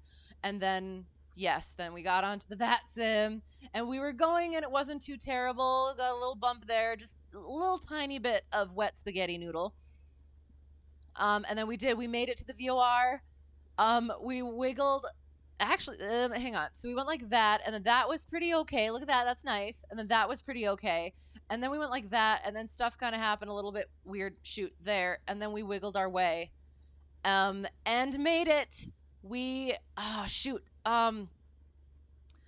I can't remember. There was a way to figure out distance or something, but to make sure that I was within the 1.3 nautical miles, I think I hopefully probably was.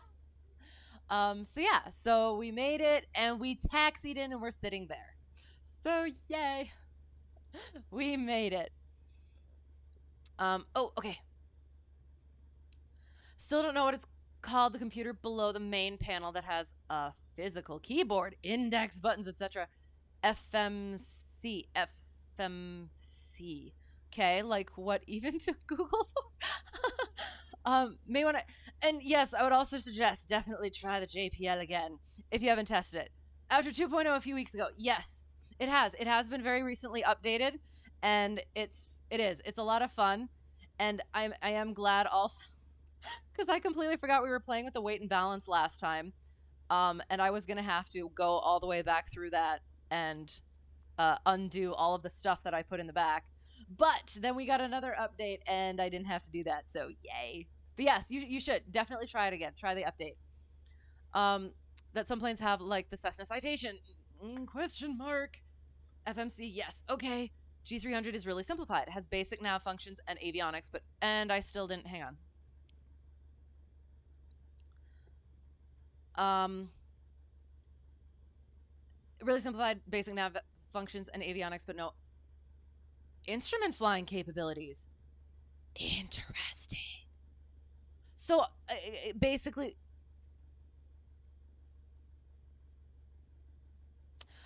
none at all, or do you just mean GPS? Basic nav functions and avionics. That would be incredibly interesting if it didn't. Huh.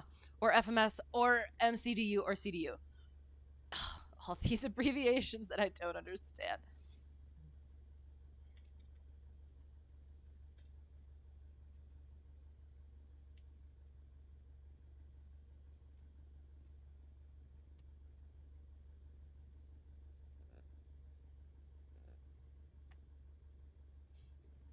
All right, so we'll taxi down. We're going to put it on regular weather.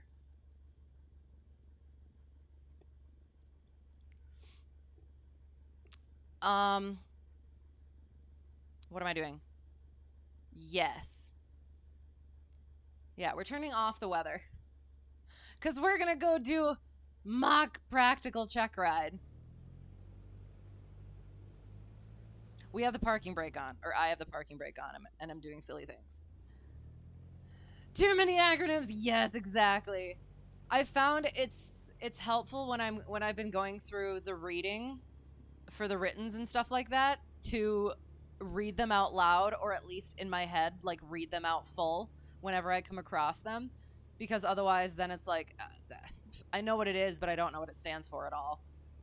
It has instruments, but not IMC certified, if that makes sense. Yes.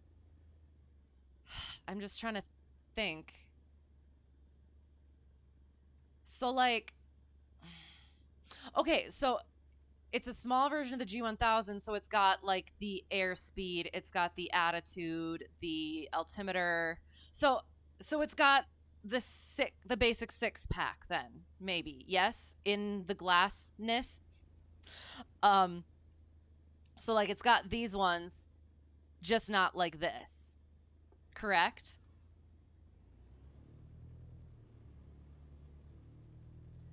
Pick them up one at a time, right, as you go along, and before long, have a whole repertoire to draw from. And then, of course, yes, they want acronyms, read up on military aviation. All their manuals have like several pages dedicated to defining acronyms.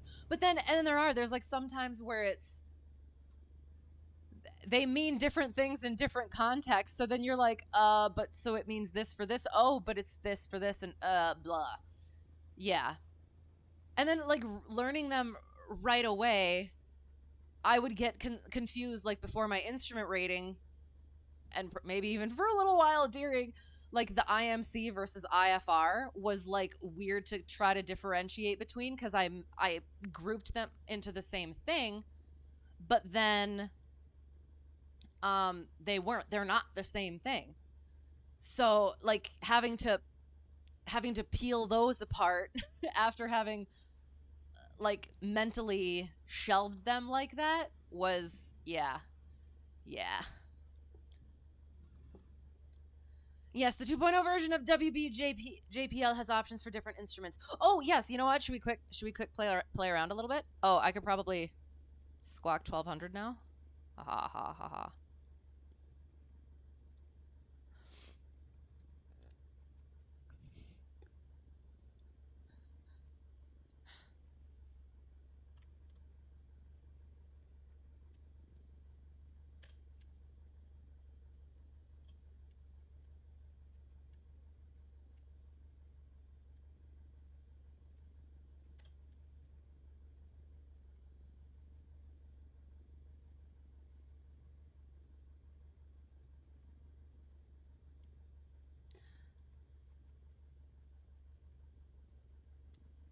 Okay, so we got that.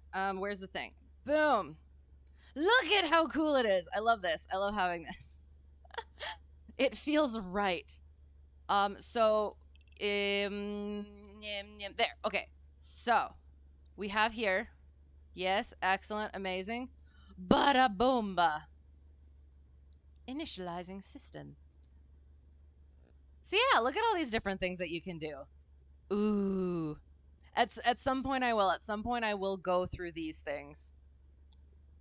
Ooh, and yeah, and then the autopilot thing.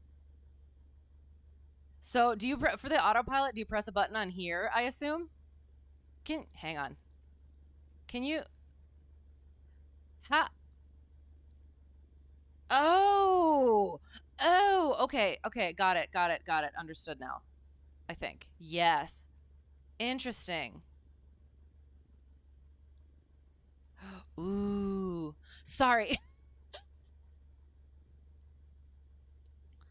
And yeah, there's so many things that you can do with it now. So we'll definitely check it out. Yes, full glass cockpit, no steam gauges. Right, but so you get the information. I am going to take this off because I don't want to mess it up. So there's that. DME we want on. So it does. It has like this the steam gauge capability without it being actual steam gauge, and that's why it's not the IFR certified, because it's not like the GPS and VOR and stuff like that. Correct? Like NAS usually means national airspace, right? But it can also mean naval air station. Exactly. And that's an example you've come across lately, right? Hello. Did I know the duck opens its beak when the stall warning goes off? Yes. Oh my gosh. Yes, it makes me so happy. And my brain just like melted when I realized. So, it makes me so happy. It's a stick shake duck. Maybe. It's a turn coordination stall warning duck. We will. We'll get up. We'll get up into the air. We'll do some. I'm gonna try and do. So last week in real life, did a basically full mock practical check ride with commercial instructor to go over what we're gonna be doing. So I'm gonna try and recreate that a little bit. Bear with me. So we'll be able to see him. Wonder if maybe the AP breaker has popped. It's one of the 4 below the ADF. Oh, this one? Wait. Well, there's something popped here. Oh, maybe it's not. It's just one of those. Oop. Shoot. Never mind. That's just a different thing. So one of these. Oh. Ooh.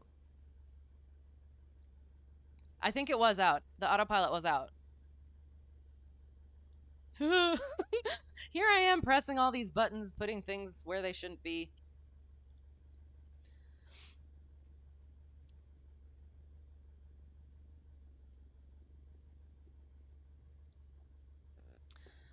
Okay.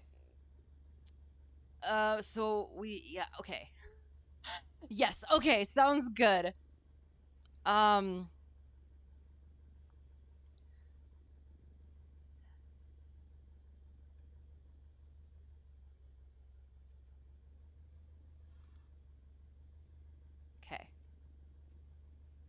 I just need to remember what we're doing. Okay. So we're going to this is what we did. We took off on, well, actually we should maybe do that. Hang on. We'll pretend that we're doing, I will get the thing back up. We're going to pretend that we're starting off on a what's it? Where is it?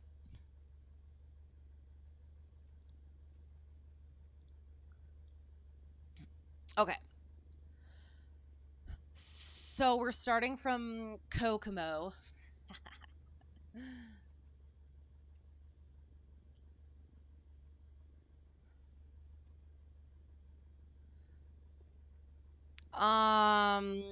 Let's just say we're going over to Tequila. We're gonna call it Tequila because that's funny. Talequa, Tequila, KTQH, Kilo Tango Quebec Hotel. Okay, so we're gonna pretend we're going that way. We're gonna put the World VFR on. It has GPS, but no VOR, no ability to load approaches and etc. It's a great little airplane. A lot of pilots of all ratings like it. Excellent. Oh, that's super cool. And that's the thing. So I actually had to bug the owners of the plane that I rent to get everything good for instrument flying, because it wasn't instrument rated before I started my instrument training.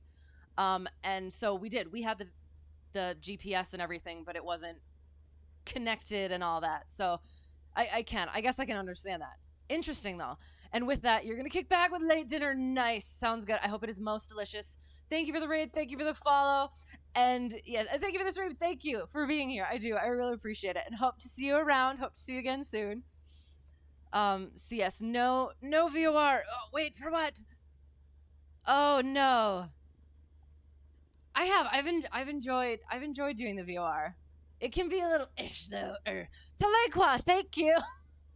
Hello, how's it going? Always me doing something silly. Doing or saying something silly. See, it's a whole college course in its own right, just learning how to read those maps. But it's so fun. Oh, I do. I love them so much. And I will. Charlie Foxtrot helped so much, and it has been just a great basis to have. And I remember things all the time now, and yeah, it is. It's fun getting to know it and practicing, and that's why it's been useful going different places in the sim and checking out all the different things around everywhere rather than just like in places around you, if that makes sense. So again, I will throw that out there as a the sim has been incredibly helpful for that too, in being able to go different places and see different parts and different aspects that you might not get to see in real life. It's actually not that bad because there is a really good cheat. What do you mean? Select a single chart and look at the borders. Yes, and it has a legend that explains the vast majority of it. Right. I've noticed on ForeFlight though that when it pops that stuff up, sometimes they don't have the legend bit on it because it's probably on a different side of the map, in like the paper map, if that makes sense. But yeah, having the legends and stuff is incredibly helpful, and yeah, it's fun. Okay, so we're planning our cross country. We're going to take off 3-6. We're going to start off that way, and then we're going to get into the commercial maneuvers.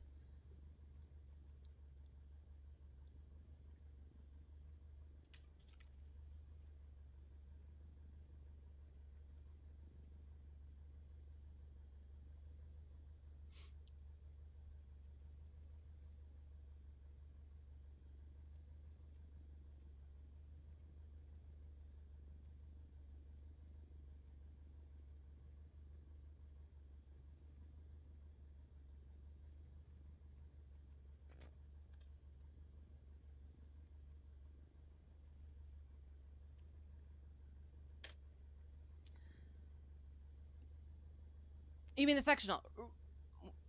No, that's what I mean.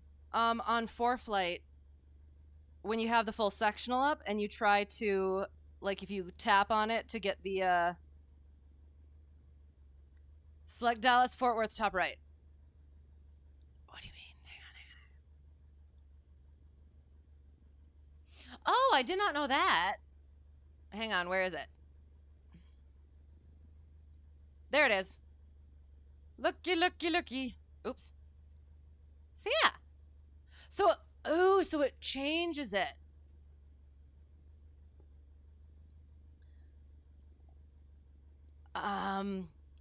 That's cool. I did not know that. Thank you for that. So yeah, so here we have the legends. And it's just a part of that learning process, and once you do figure it out, it becomes excellent, amazing, and it sticks and it makes sense. And that's one of the things that I really like about flying, is that so many times it's all logical and it makes sense. So yes.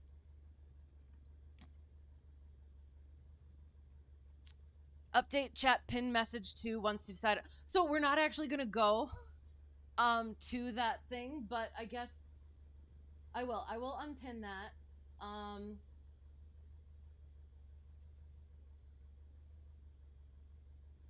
But sure, I guess we will.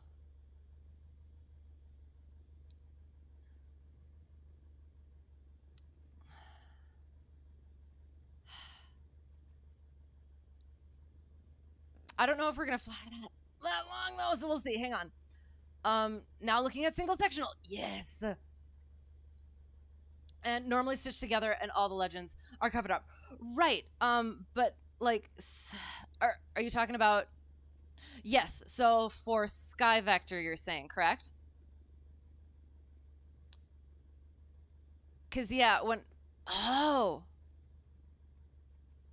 so now and then okay. Got it. Yes, and for ForeFlight. But like sometimes when I like do the tappable one, and then it shows the legends in ForeFlight.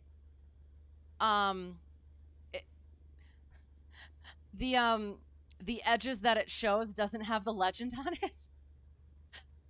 But there's a way to look at them individually on ForeFlight as well. Right, yeah. And for some reason it's not working right now, but you can't. Oh, there it is. Yeah. Yep. This one shows the legend. That one shows the legend. This one also shows the legend. Maybe they have updated and now they don't have any that don't show the legend, I guess. So yeah, so that's, yeah, anyway. Where were we? We were over here. Sorry.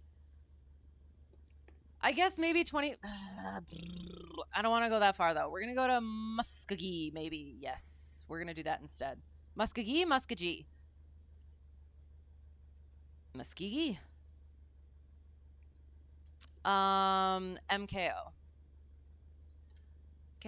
Oops. KMK. Oops. KO.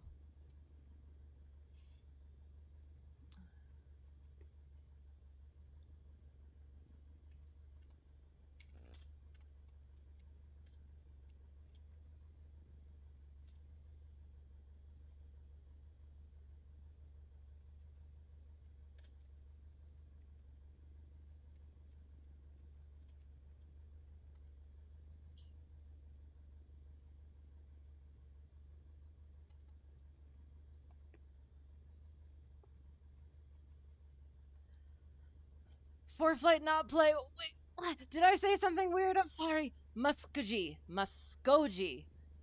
Muskogee. Sorry. Muskogee. Muskogee.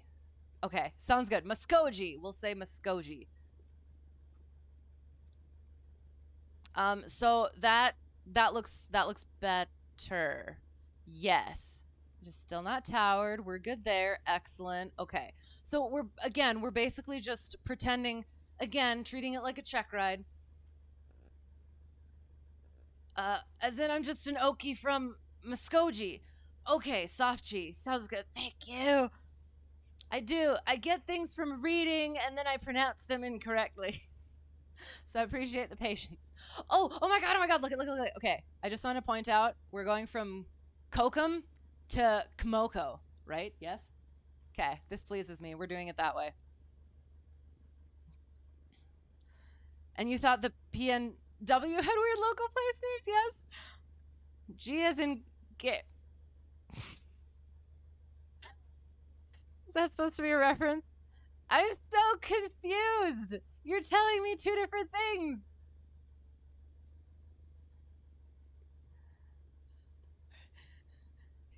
Gary, you get the math? I'm so confused. We're just gonna yes. We'll leave it there, I guess.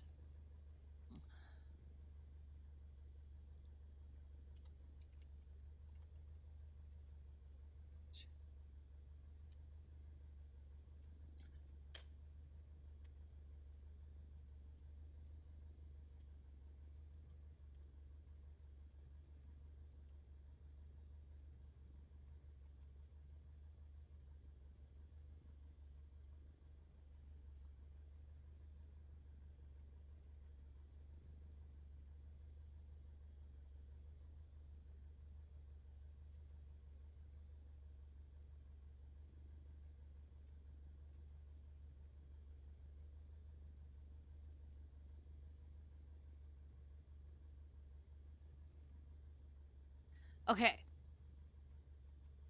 Okay, you have hard and soft G backwards. Okay, so sounds good. So it is a G. A strong but cuddly G. I like that. Not like the G. Let's talk about G. You're having to refrain from making jokes. Hey. No, like glow, which you guess is a hard G. Yes. It's like G. Muskogee. Or Muskogee. Muskogee. Okay. Muskogee. We got it, yes?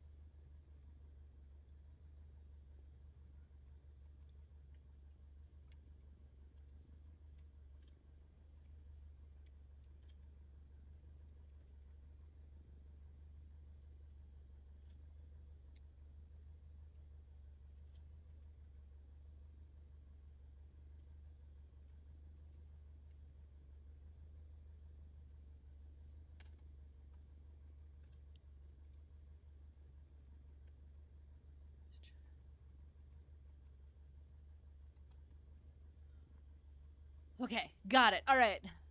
Chakota, Hichata, Nuyaka, Rentisville. I'm sorry, I'm butchering these. Oktaha, Okima. A variety of odd place names in this map view alone. Yes. And that's why I always when we were coming out of, where was it? Where did we come out of again? When we were coming from here and going up to here, I was hoping, we thought we weren't going to have ATC. So, usually I like to hear what they say first. But I guess we wouldn't have, because we would have called for that clearance on the ground anyway. Okay, so never mind. But then, yeah, then I had to be the first person to say the Okmulgee.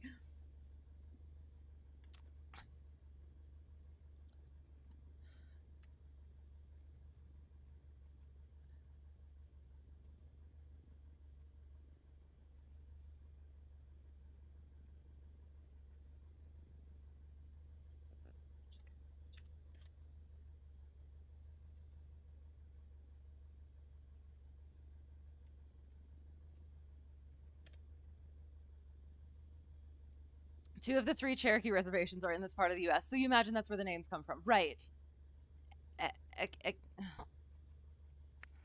Eklona? Just west-northwest of Okmulgee. Sorry, you said west-northwest. Just west-northwest. I don't see it, but maybe I'm so confused. I'm sorry. Oh, wait. Oh, right there. Eklona. Okay. How do vowels? Yes. Well, but is that one of those things? I love language and stuff. So is that one of those where they have a certain way of pronouncing it?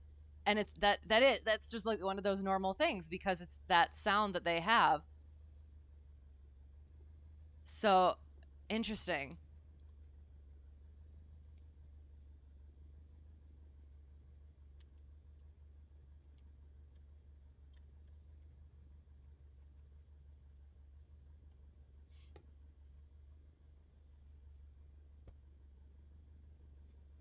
Ugh.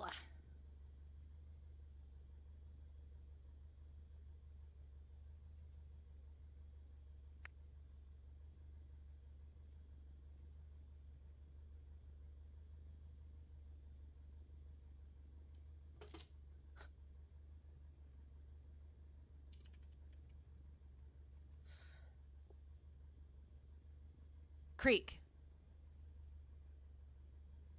What do you mean? Where does creek come from? Did I miss something? I'm sorry. Maybe it's like Welsh or something, which is pronounced exactly the way it's not spelled.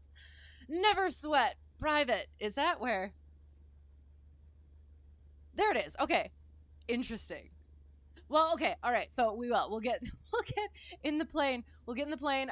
So again, what we're doing, this is what I did last week in real life for mock, basically going through all the things, basically mock practical check ride. So we took off, we pretended like we were starting on our cross country sort of thing. And then we just started doing the maneuvers. So that's what we're going to do. We're going to take off, pretend we're going that way, and then we'll start doing the maneuvers. Creek Nation. Oh, okay. Sounds good. I think I understand. I understand. Sorry. Thank you. So we'll get the little nav map off. Landing clearance canceled. Do you pronounce it properly? Oh no. I'll just go somewhere else then. Where can I pronounce? Lots of tribes in eastern southern Oklahoma. Excellent. Okay.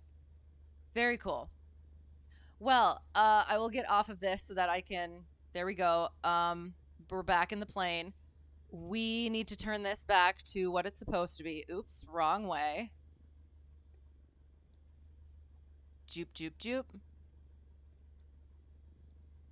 Okay. And does that jive? Where are we now? Oh, and I guess I'll put, no, putting it over here. So we're going from Kokomo to Komoko, I think. Komoko. Yes. Kokomo to Komoko. Hello, hello. How's it going? How's it going? Hey, Deputy Doug. How's it going? Thank you for the follow, and thank you for being centered to this evening. Appreciated it a lot. Happy to have you. There sure are, yes. So I'll quick pin that. I mean, we're not quite going. We might go all the way there and actually do our landings there and then come back. So, yes, down to Kokomo. Glad to be fine. Thank you. I do. I appreciate it, and I do. I worry sometimes that I'm like the weird, the weird pilot who just like boops for 20 minutes from here to there, when you got other stuff going on. So yeah, but I do. I appreciate having that, and it is. It's a fun time, and it's helpful for the real life as well. So yes, always appreciated. So we'll get in the air. We'll. I might have to wing it a little bit because it's been a week since I started. So or since I did the practical mock check ride. So I'll try to remember what all the things are. So call sign was rough to spit out. I'm sorry. I've gotten so used to it. But yeah, so I do. I apologize for that. Took it like a champ. So thank you for putting up with it and for putting up with me. So yeah, so we would, for our call, if we were at, so we would come out of the FBO after I pass oral with flying colors, and we would come here and we would say, Okmulgee traffic, Cessna Hotel Tree 1 Delta 1, departing 36 to the east, Okmulgee. And then we would do the thing, and we're gonna do a normal takeoff, I think. Hang on, let me think. I think we can do a normal takeoff. Approaching runway 36. It's easier to say than it seems, Hotel Tree 1 Delta 1. Right. Runway 36. But like 100 feet remaining. I think maybe if like Hotel 3, I think with the TH in there, it could be ishy. But yeah, especially like, again, if you're not used to it, it's a bit of a mouthful. It shows it has a pound sign in there? Weird. Yes, Hotel Tree 1 Delta 1.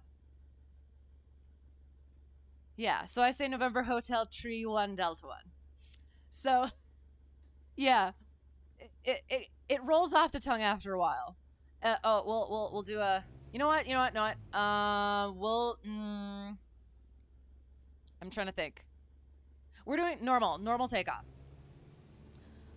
I'm not gonna be as professional. Look at the duck. It pleases me so much.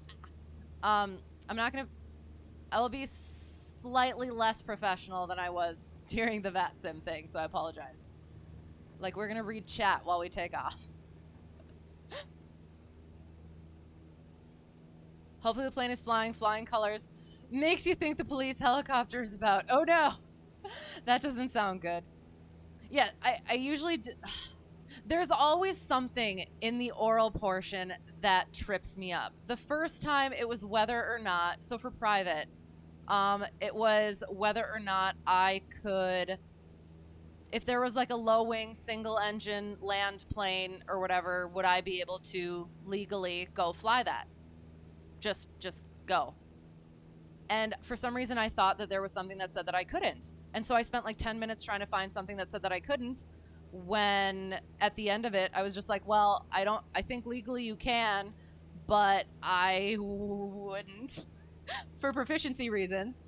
And then he's like, if it's not there, then you're good. And yes, you are able to just go and fly a plane that is, even if it's low wing, like, yeah. If it's an airplane, if it's single engine and it's land, you're good to go. And you're just like, no, it is kind of a weird one right away. You've used Juliet Whiskey Tango as yours since Elite Dangerous, which sounds like a country girl sort of call sign. Nice. By coincidence, Sparky also uses Whiskey Tango. It's a fun one to say. Yes, November Hotel Tree 1 Delta 1, except I just say Cessna. Because we don't say the November, at least in real life. I have heard it once. I think like once in real life, a November Hotel Tree 1 Delta 1. Or not the Hotel Tree 1 Delta 1, but November. Instead of like Cessna. And in MSFS, you use November 6-4 Juliet Whiskey Tango. Real U.S. tail numbers have 0 to 2 letters at the end. Never 3. Oh, so yours won't conflict with any real ones. Interesting. So you keep Juliet Whiskey Tango, and N64 was a game console from your younger days. Nice. Oh, interesting.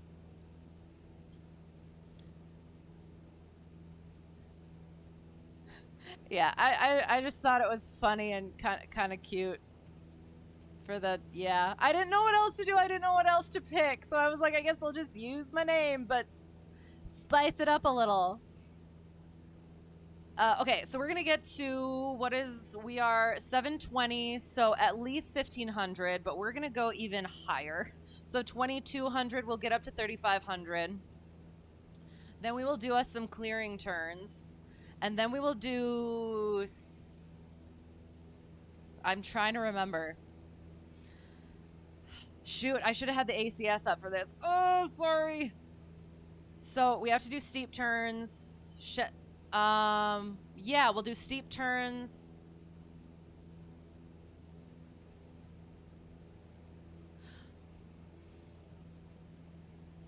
We're gonna wing it. Sorry, I don't want to. Yeah, we're still climbing, but do we have all these on? Yeah, we're good. Never mind. You've been watching some dude rewrite the Super Mario 64 engine, and he's gotten like triple the performance for running it on an N64. What does that mean? Sounds cool, and like a lot of work. All right, so we'll get up to 3,500. We'll do a clearing turn, 360 to the left. And then we'll do and again,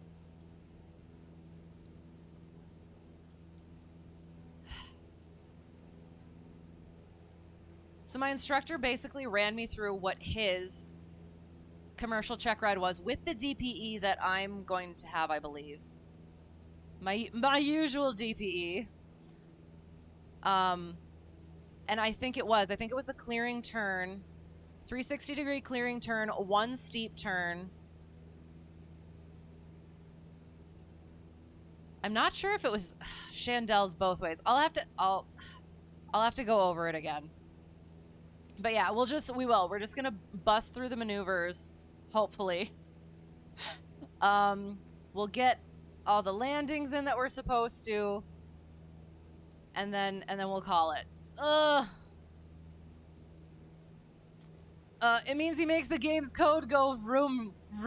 Okay, sounds good. Sounds like a good time. And you believe it? Apparently Nintendo didn't make the dev kits and internals available to developers till late in the console's life. Interesting. Rather foolishly focusing on fidelity over performance. Fair. They were available, but the problem is the console required a lot of synchronization between hardware, and C was still a new language. Okay. I vaguely understand this subject. I do. I love the things that go into it. I just have never been able to delve deeply enough into it to actually understand it. So I appreciate hearing the background things, the behind the scenes things. All right, so we're good there. We will do we're going to bring it down right now to about there-ish. Get ourselves trimmed out for 3,500. Or trimmed out for airspeed, but staying at 35. Yeah.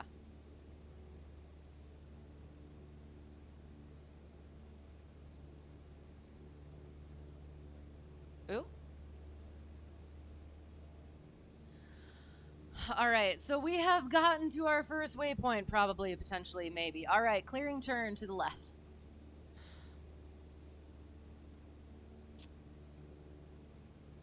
And we're looking, and we're looking. looking and we're looking. Oop.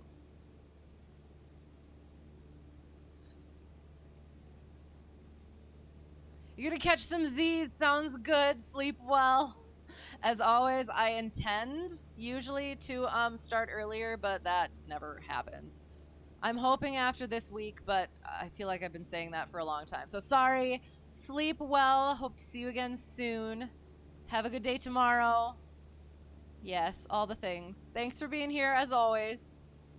There were games called Pilot Wings on the SNES and N64 early mid-90s, which were early flight sims, to bring this back to topic. Sounds good. Very cool. Yours was steep turns, sequential, both directions. Okay. Shendel, accelerated stall, 8s on pylons, shorts and softs, then a power off 180. Okay. Steep spiral. Have a good night to you as well. Thank you. Wrong emote combo, but you'll stick with that. You don't think you had... Oh, you don't think you had to do a lazy 8. However, for your flight review, you had to do the Shendels. We're getting back to east, so we'll get there as well. You had to do Shendels, lazy 8s, steep spirals, power off 180, shorts and softs. Interesting. Okay. Huh. Because I read a thing, I think, once where you got to pick.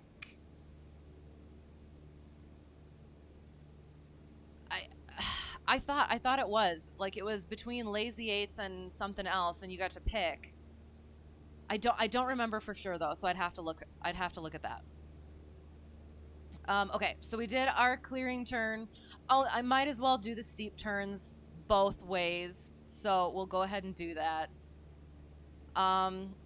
Yeah, well, so, and pulling back, 50 degrees, 50 degrees. Keep that nose up. Not too much, though. Not too much.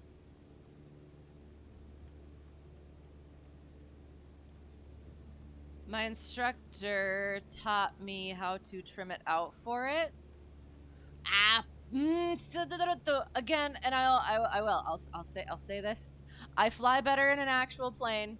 That was horrendous, but we're gonna leave it for now. We'll do it to the right, and hopefully that will, what's the word? Make up for whatever that was.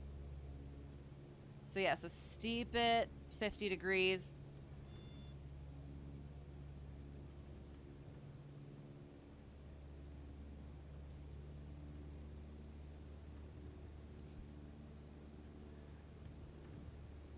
I guess I'll throw some power in there.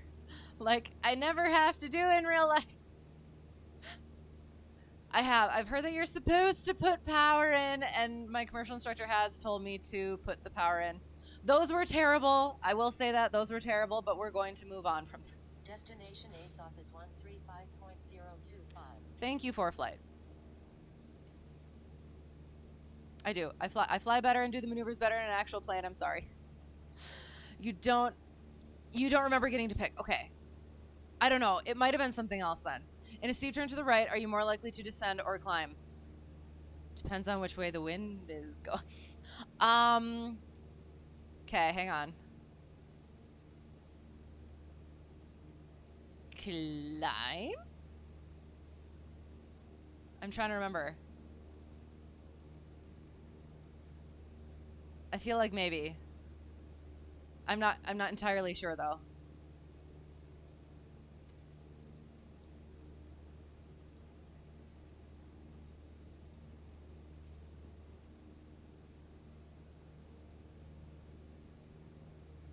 See, I do. I like these little nuggets because it makes the things more understandable and helps them stick more. So yes, I guess I'll go with climb.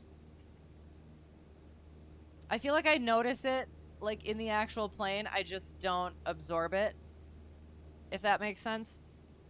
So we did our steep turns. We will do the lazy 8s. Let's get to where we need to be. Get to there.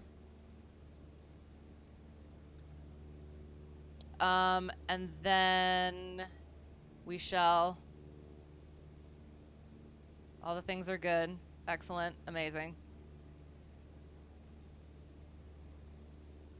Okay, so we do 5 degrees of bank, and then we pitch, pitch, pitch, pitch, pitch, pitch, pitch. Do I have enough bank in? I hope so. Pitch, pitch, pitch, pitch, pitch, pitch, and let it fall.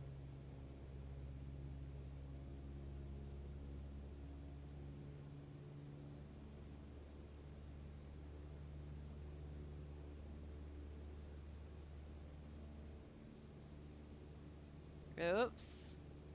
Nose down, nose down, nose down, nose down, nose down. And then once we hit west, we roll right into it. 5 degrees of bank, and we pitch, pitch, pitch, pitch. Oops, probably a little aggressive.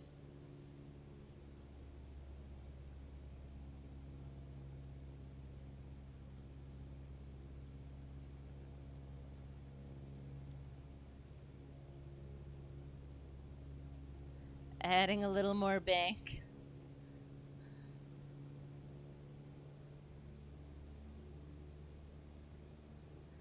And we just need to end up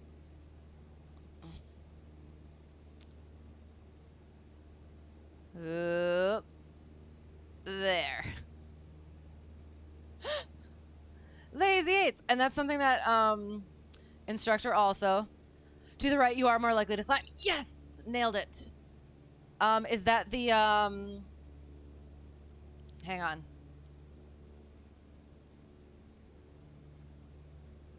Cause like, so for the left turning tendencies, it's kind of like a that thing, correct? So then, is it because then it's kind of a, hang on. Does that make any sense what I'm saying? So if you're turning.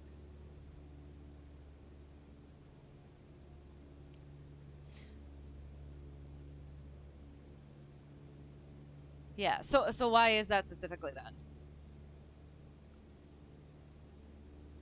I feel like it has something to do with like left turning tendencies and then like the opposite sort of thing. Is it an aeronautical thing or a psychological thing where you tend to go the way you're looking? Interesting. I'd want to say both now, actually. We'll throw the chandelles in there so we get to cruise. Because then we'll have to spire. Oh, yes. So we will do so we'll power up and then we, 30 degrees and pitch, pitch, pitch, pitch, pitch. 30 degrees.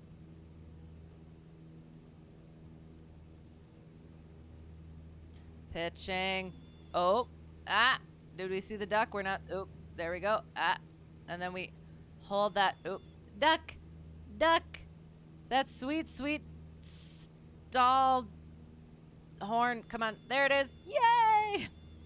And then we slowly lower it down without losing altitude.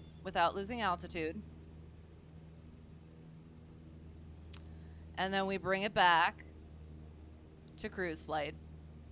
Like maybe if you're in the left side seat, like here, you're on the rising side when turning right, so you might subconsciously climb a bit more. Rising side. Oh, interesting. Bit more when you're on the descending side. Interesting. Maybe. I'd be curious to know.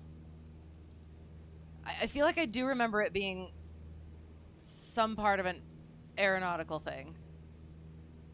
But it's been a while. So we're back in cruise. We'll chandelle to the right now. So power in, 30 degrees bank. And we pitch, pitch, pitch, pitch, pitch, question mark. Not that far. Not that far. Getting back onto our, nope. Easterly duck heading without letting it actually stall. We like to hear that sweet, sweet, well, actually,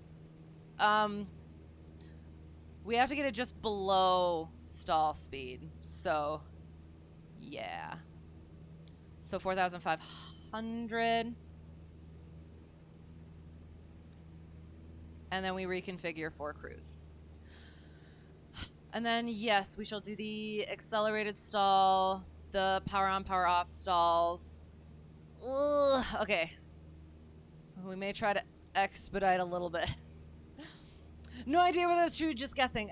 But a lot of issues do happen because of like the mentality of what you're doing. So I wouldn't be surprised. You think the only asymmetry here that might influence left right besides where you're sitting is which way the right propeller spins, which introduces torque the other way. Right. And yeah, that's what I was thinking. It was just like an sort of opposite of the left turning tendencies, I guess. Okay, so I have to, the two things that I had to work on specifically, well, I mean 3 things including the power off 180 because always, were the steep spirals, the accelerated stall, and then, yeah, power off 180. Because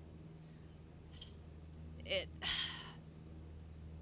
yeah, it just did not go quite well. So, so we bring power, we'll just go 1500. And we trim for that altitude.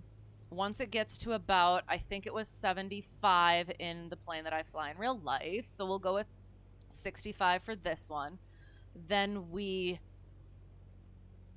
power out 45 degree. Yep. And then we recover immediately. If that made any sense.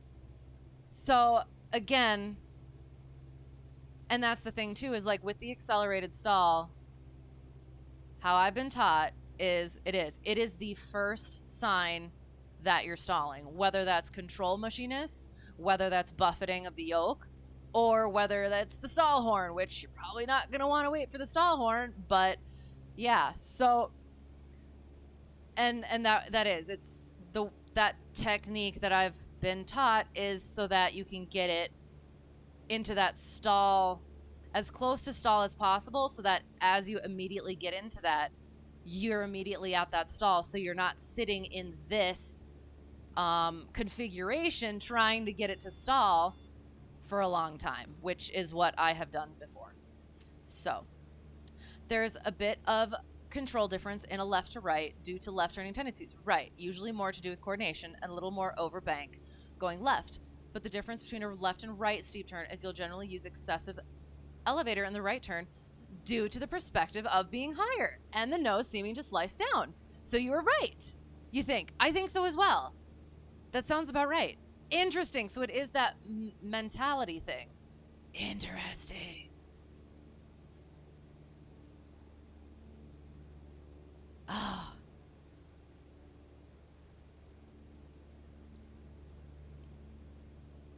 Sorry, I want to do the I want to do the accelerated stall one more time just so that I get the thing down. So again, we power back just 1500, make it easy. Trim for altitude. Kind of. Watch that speed as it gets down to it. Then you immediate steep and there and recover.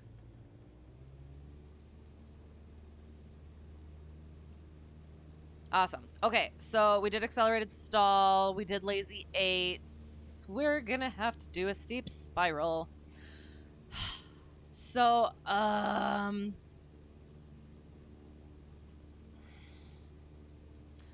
we're just gonna do it now. I think we'll be okay. Question mark. So we're in cruise. Oops. We'll go easterly like.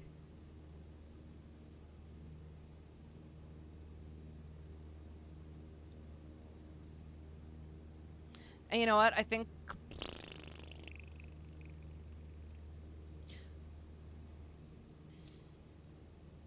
we will. We're, I think, we're almost-ish to KMKO, so maybe we'll, I don't know. Indecisive. All right, going to 4,500.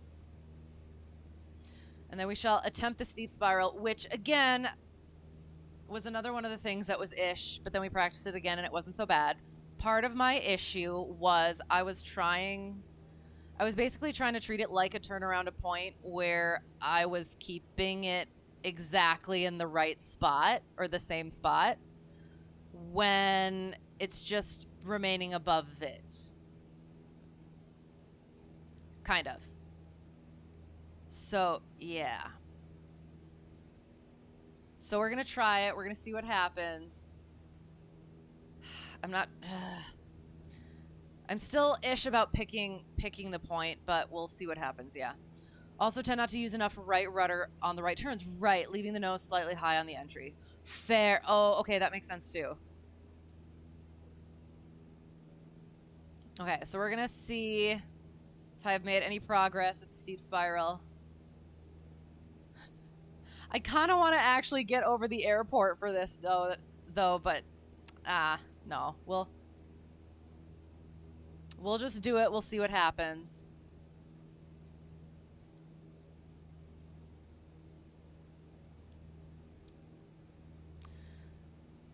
When you're trying to turn quickly, you'll bank, pull back, and use the rudder while watching vertical speed to keep it level or wherever you need it. Generally reactive to conditions. Oh, rather than proactive should compensate for that.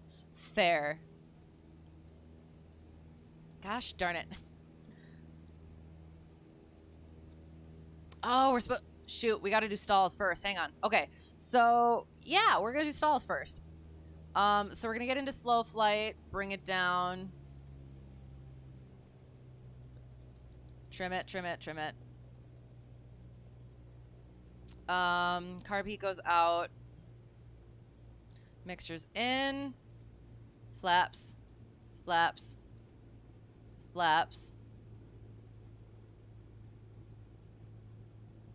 And we'll also be able to see the duck.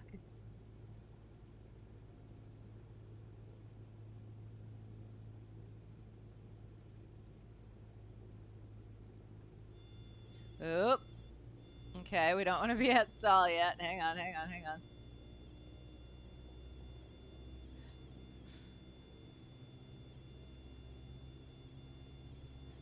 I'm sorry, 1 second.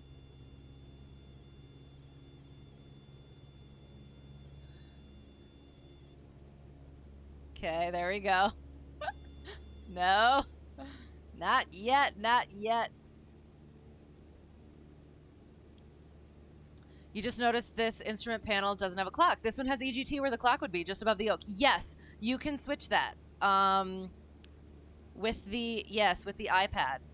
So if you click on that thing, it allows you to switch it back to the clock instead of the EGT. So yeah. It is. It has, sorry, very many fun and cool things, and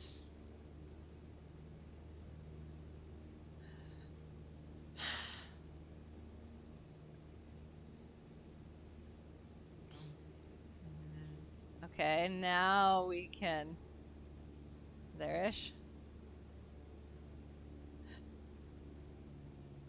Power for altitude. All right, we're just gonna do it. Yep, there's our stall. And this one's to full brake. So, watch the duck. Look at him, he's telling us not to do it. But we're gonna do it anyway. Yes, and then we go like that. Oop. And then we do the thing, and we do the thing, and we do the thing, and we do the thing. Yay! If it walks like a duck, quacks like a duck, stalls like a duck, it's a duck. Yes, absolutely. Okay, so now we configure for power on. So that was power off. Now we'll do power on.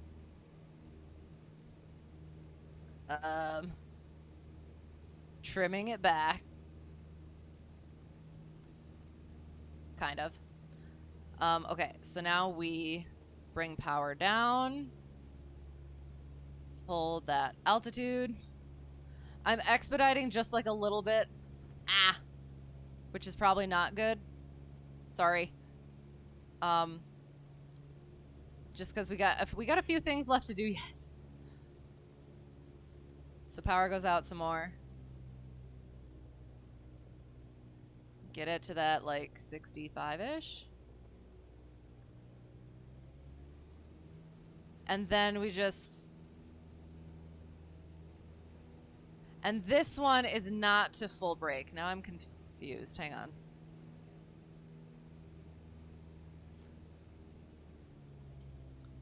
I think I'm supposed to get it down further. Hang on. So like there-ish. Okay, and now we power on and raise the nose. And again, yep, there we go. And that was the first sign, so we recover. We do not need to get it to brake. Which I thought was weird, because I'm pretty sure my private pilot Checkride we did. And I think I talked about this with commercial instructor, and he said, yeah, after private pilot, you don't have to get it to a brake for the power on stall. Okay, so we got those stalls, and we are very close to this runway over here, so we might as well go to it. And maybe we're gonna climb as we go. And then we're gonna do our steep spiral. No, we're not gonna do that. Hang on. We don't have to climb. We'll be good. Ooh.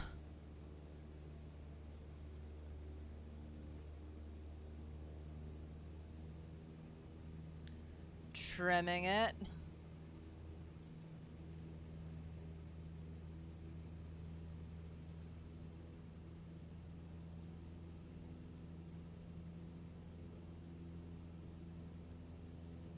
So we're going to use the runway for our steep spiral.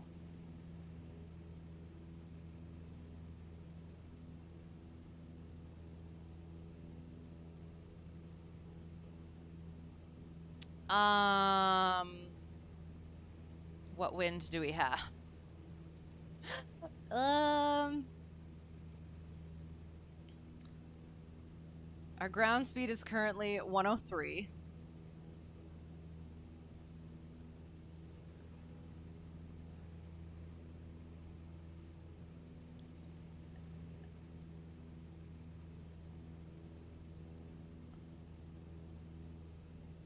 Because we're supposed to go into a headwind for our steep spiral.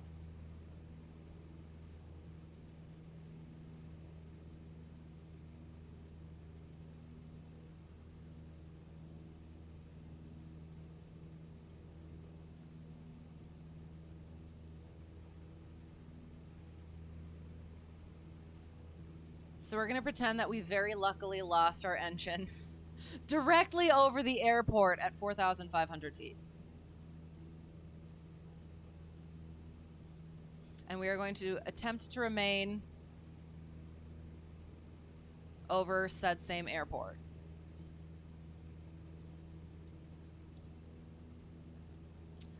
Should get like a stand or something for my iPad so I don't have to look at my seat so much. So I've thought about, I have a yoke mount for the actual plane, but I don't know, I don't think it would work very well for this. But yeah, it's, yeah, I'll see. It might work.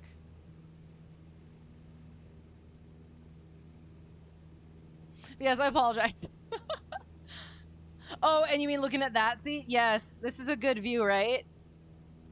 No, not a good view? Oh, I'm sorry. All right, so we're there.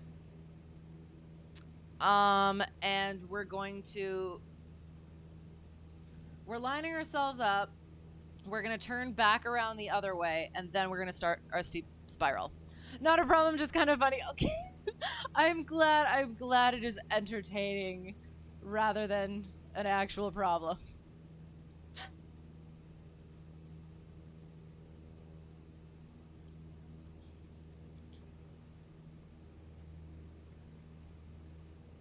So we're going to turn around to get into what I think is somewhat of a headwind.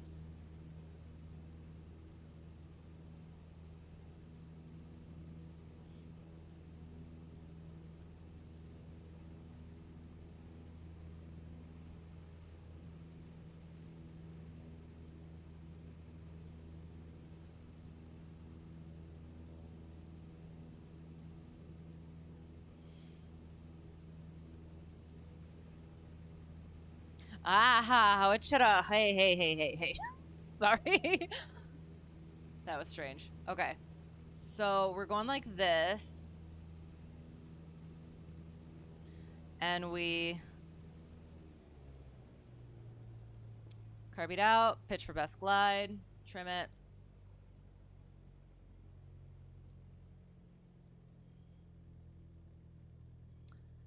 And we're rolling. And we're just trying to stay kind of ish above pitching the airport itself.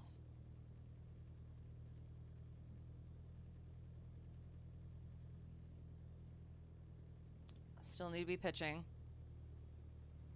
And we need to at least get into that 45 degree. No. At some point.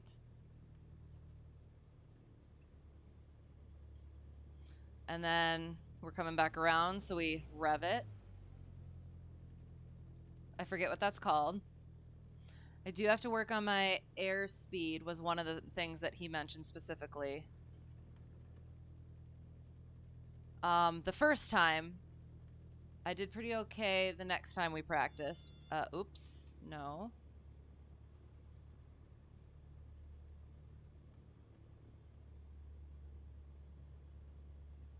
Coming back around.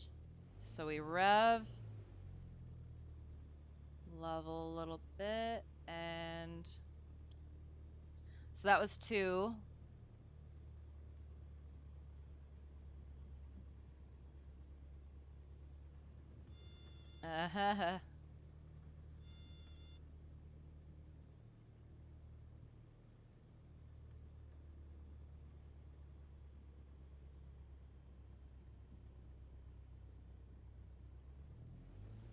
And recover? Question mark? So that was 3. And we lost 1,500 feet. I think we started at 4,500 feet. I can't remember. So not horrendous. So now we'll come in for a landing. So, and actually,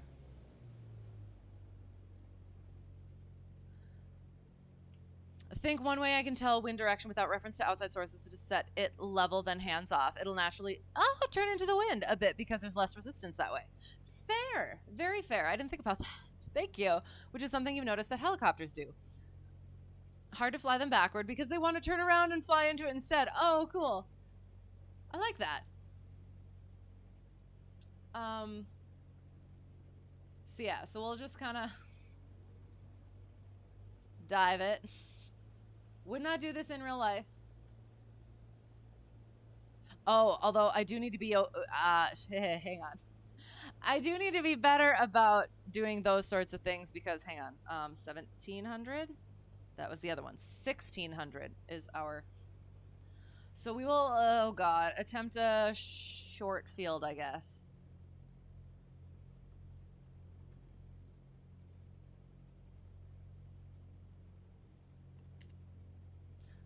Or,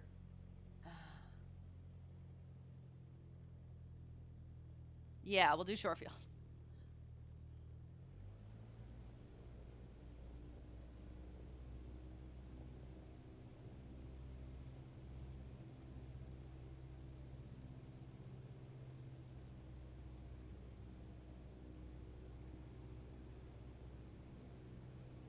Although I need to descend a little bit, oh no.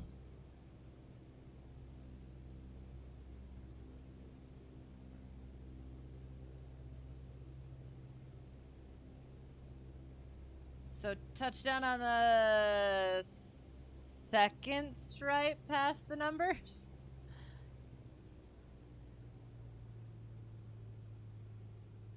Or should I just, I'll do touchdown on the numbers. It's not going to end well, but we'll see.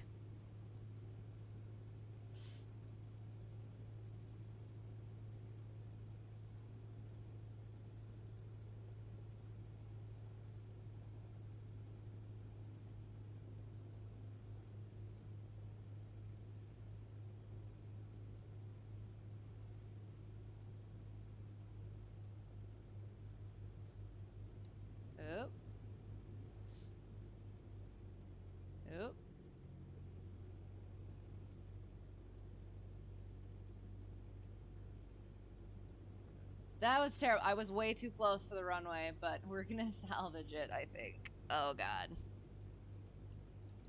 All right.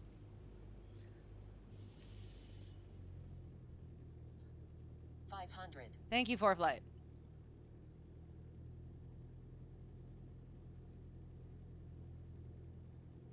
Get on that center line. We're gonna try and touch down on the numbers.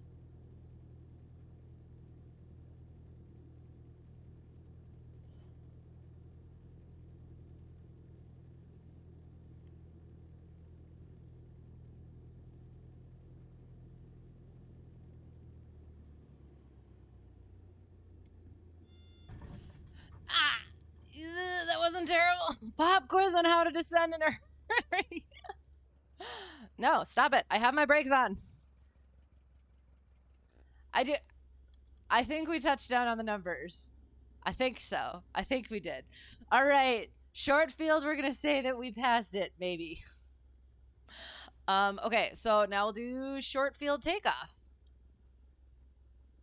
Oh, actual pop quiz. Yes, drag, slips, and geometry. And not doing what I do, which is just cut power and dive it. In the sim. In the sim. If only the duck could give feedback. Oh my God, that would be amazing. Well, it kind of does. Like, if you're yanking the yoke back, it's gonna tell you you're stalling. I do. I love the duck so much. Okay, so short field, we're gonna clean up the aircraft like normal people do. Boom. We hold the brakes. We do the thing, and then we go.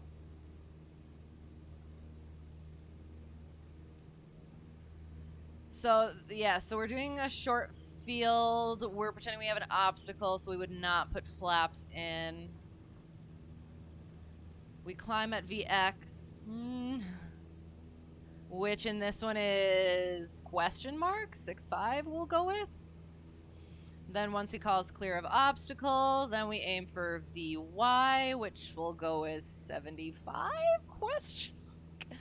Get up to pattern altitude, which is 1600. At least that's how I've learned.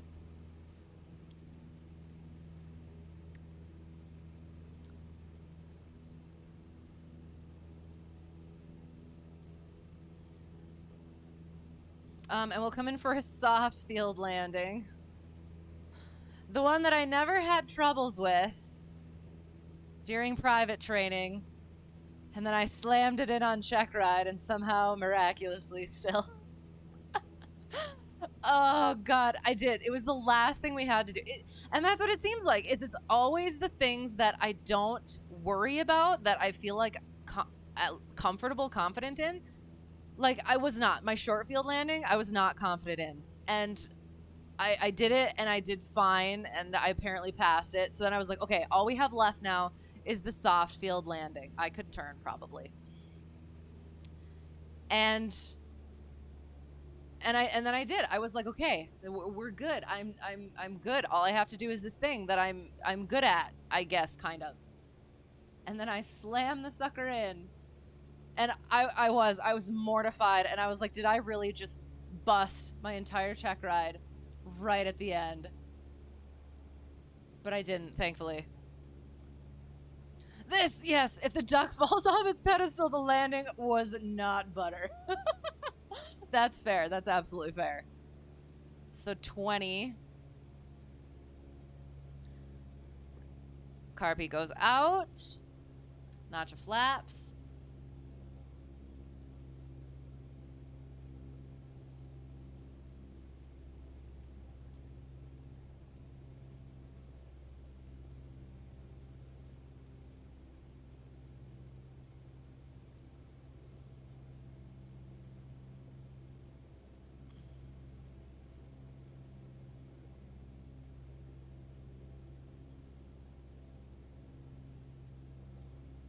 And, well,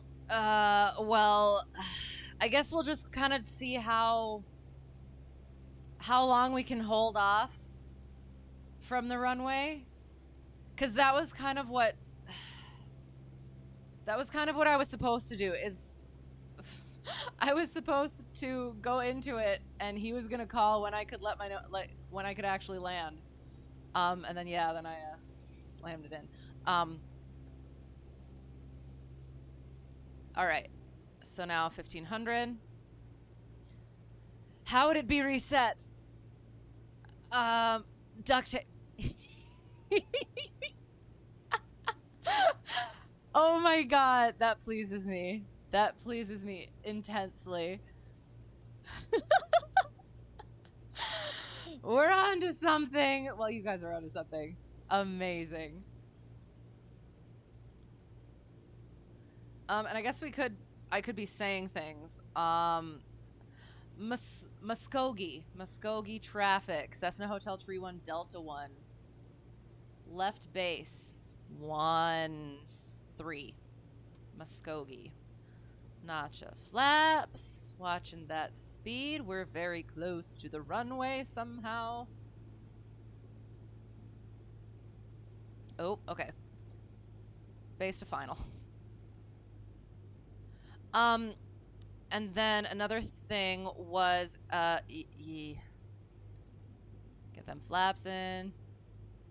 I know, I'm kind of, thank you, preflight. I'm dive bombing just a little bit.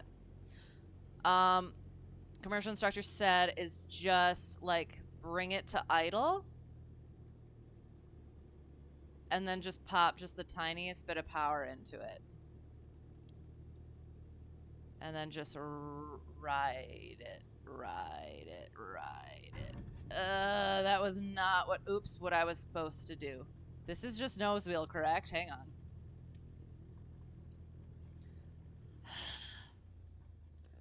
That didn't, no. I flared high, yes, that was a terrible one, but to be honest, we're gonna move on from it because we still gotta do power off 180, so we're gonna do another,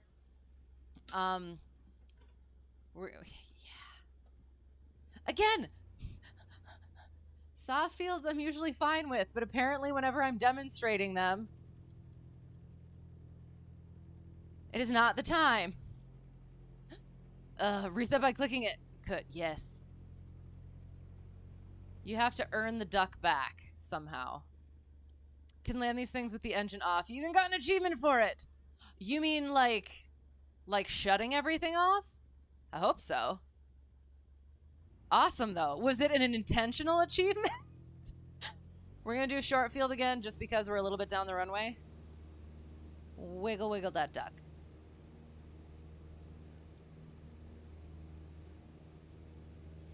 All right, so now I'm trying to, oh my god, we didn't do 8s on pylons. Frick. We're gonna do our power off 180 because I want to be done with it. And then we'll maybe do power, or do I go do 8s on pylons? And then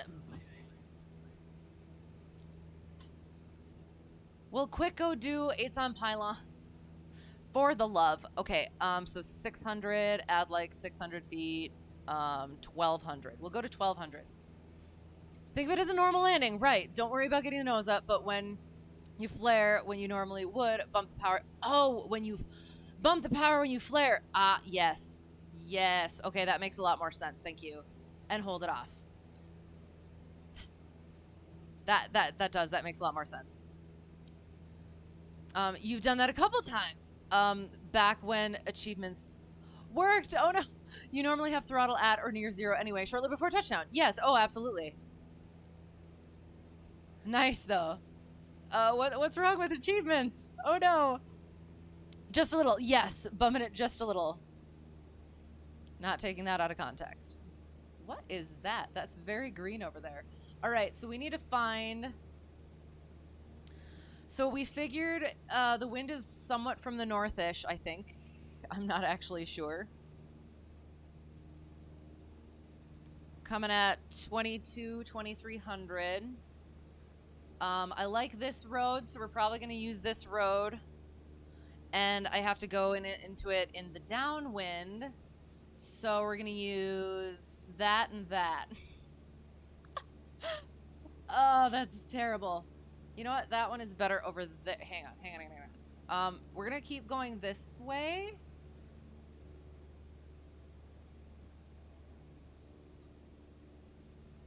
And we're going to turn right and do a downish wind.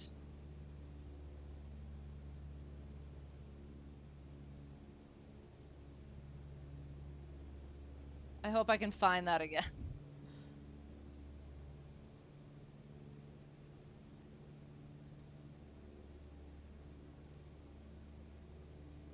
Because I liked this intersection over here better, but now I have to find it again. God dang it. Ugh.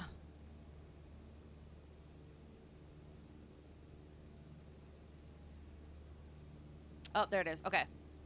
So... well, I hope this works. This is our downwind. We're about 45 degrees, I think-ish. Then we start our movement to a middle point.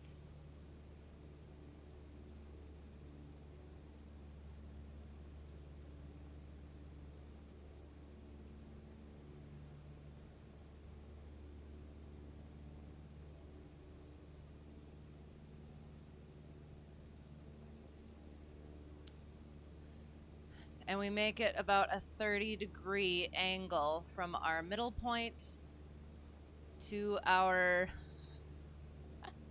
intersection, which is definitely not what I thought it was, but that's okay. We can still make it work. So about 30 degrees.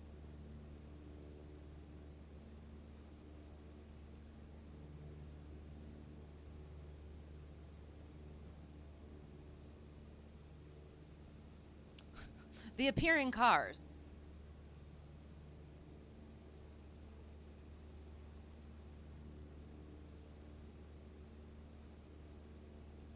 And then we snap it.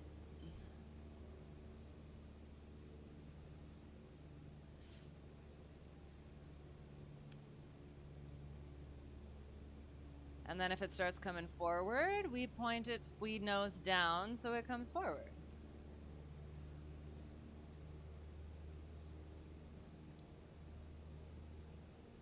And if it goes back, we nose up.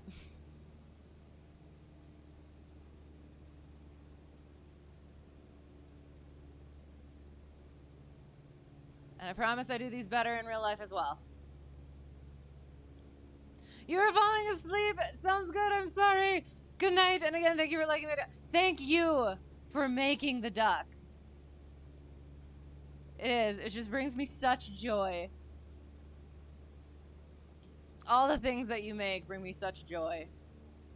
Appreciate you so much. So thanks for being here. Sleep well. Hope to see you again soon. Have a great day tomorrow or today. All right, so now we do our midpoint, and I think we considered that thing. What was my entry altitude? About 1,300, I think. 1,300. It was definitely 1,300. And we're doing that sort of ish intersection. Oh God, why? I know the formula. So if you ask me the formula, and again, 30 degrees. I think I might have bumped the throttle a little bit, so I'm going to bring that down just a smidgen.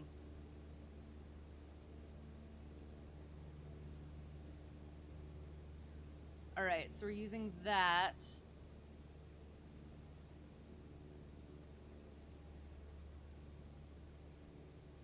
And then we snap it. And as always, again, I do these better in real life as well. I think I've said that for this specifically, and why is that car going backward and forward? I'm concerned.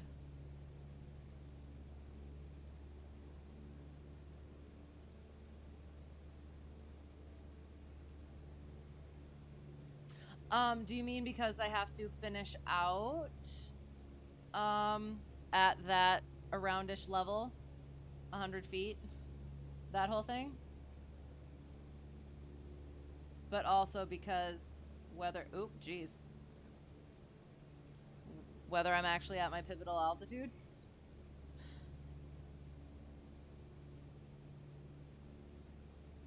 As long as I fly better than that car drives, I'm doing fine. All right, I think I can say yes. I think I can say yes. All right, so we're coming out of it at 1300, which is what we started at. And then we're going to turn. Oh, it's kind of yucky looking. We'll look at little nav map in a little bit. I'm pivoting about 100 feet higher than my chosen pivotal altitude. I did, because I said 1200 before. Yes, I did. And of course, you noticed. Yes, I did. I ended up higher than I thought, but I went with it. Because, so, in real life, it's usually 700 AGL is what I do. What might be changing that? The wind and my, how I have everything configured.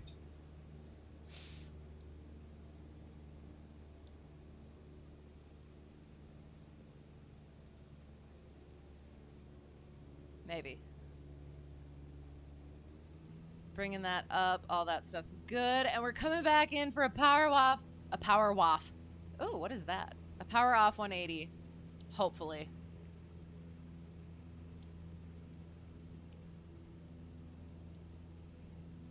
Oh, ground speed is the answer they'll look for. Right. Yes.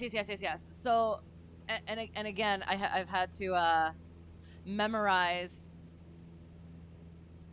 the pivotal altitude formula. So it's ground speed squared times 15 for miles per hour and then 11.3 for knots. And so that works out to, if you just kind of round 100, so just take 100, it ends up being like around 670-ish maybe, I think. And then depending on what your ground speed is, just go a little bit higher or lower than that. Counts on fingers, yes. The other thing is I was also suggested to have a chart with that in the plane just in case. Highly accessible and yeah, all those things. So we're aiming for the 1,000 footers. Does the 152 have rudder trim or aileron trim even in real life? No. I mean, maybe there's one that does, or some that do. I wouldn't know actually. So I won't give an opinion on that. All right, so we go like that. Carb heat's out. Pitch for best glide, which is about 60. Don't get too close to the runway. Trimming it.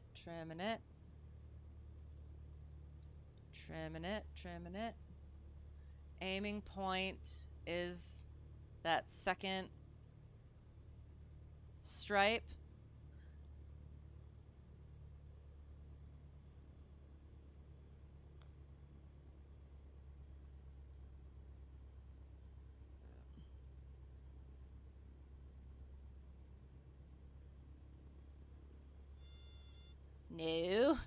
No, ducky.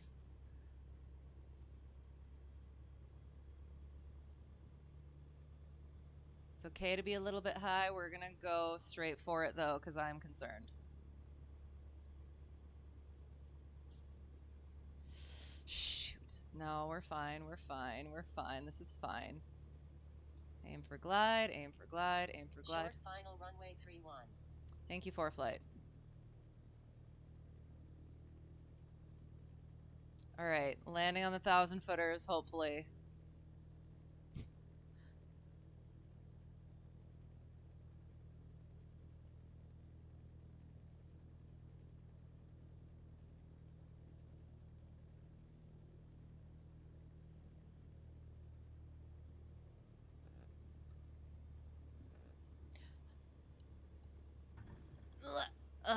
Oh God.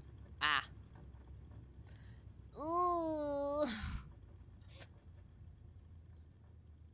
I'm gonna hope we were in the 100 feet. Wait, no.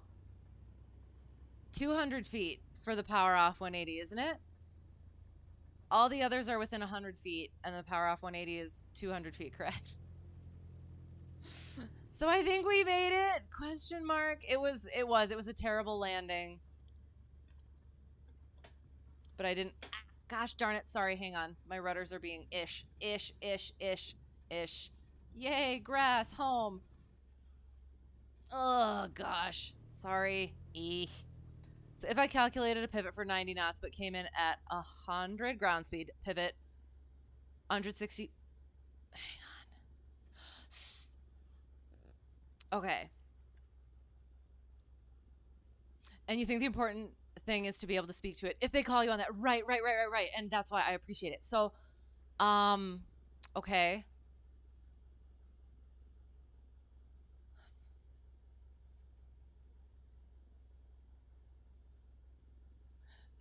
And again, this is maybe one of those things that like I understand but don't quite sort of thing. So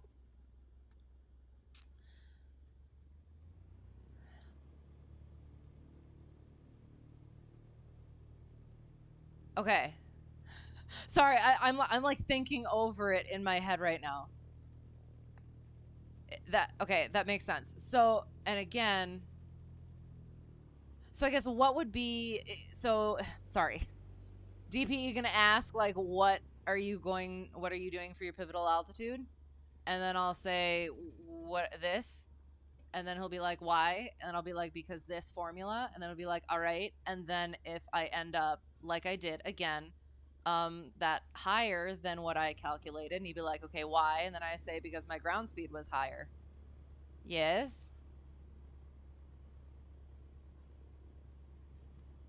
Like if for that entire scenario,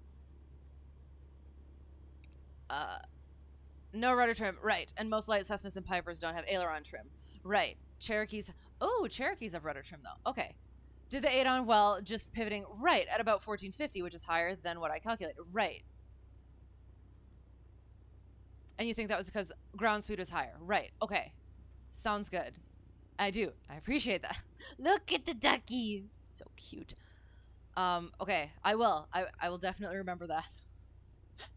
We'll quick look at, we'll shut down and then we'll look at little nav map.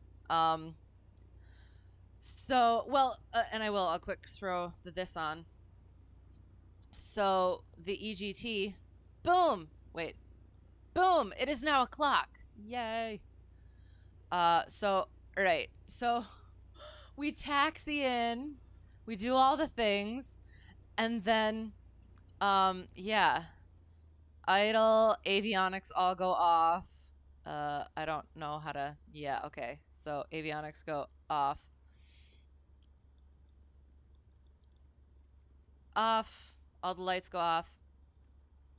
There, and then mixture goes out, let it die. And then magnetos go off. And battery. I don't know. I have to turn both of them off. I can't just do the battery. Okay, yeah. Sunset, beautiful. Something's running somewhere. Oh, I didn't put tags on again. Oops. I always forget that. So we will. Oops, wrong way. This thing. What am I doing? I'm getting out of here so we can have pretty music in the background. And the sight picture is more important. Right, maintaining the constant bank and using pitch to control ground speed. I did that well, okay, but if they get persnickety, it's kind of a gouge answer. A gouge answer. Okay, sounds good. I appreciate that. My DP, okay, this is the thing. It's like my DPE is not the tricky kind. Like he's very firm and strict about stuff, but he's not. He adheres directly to the ACS, and he makes sure that you don't that you're not going to mess up in real life, but he's not one of those that's gonna be like mean about it, if that makes sense.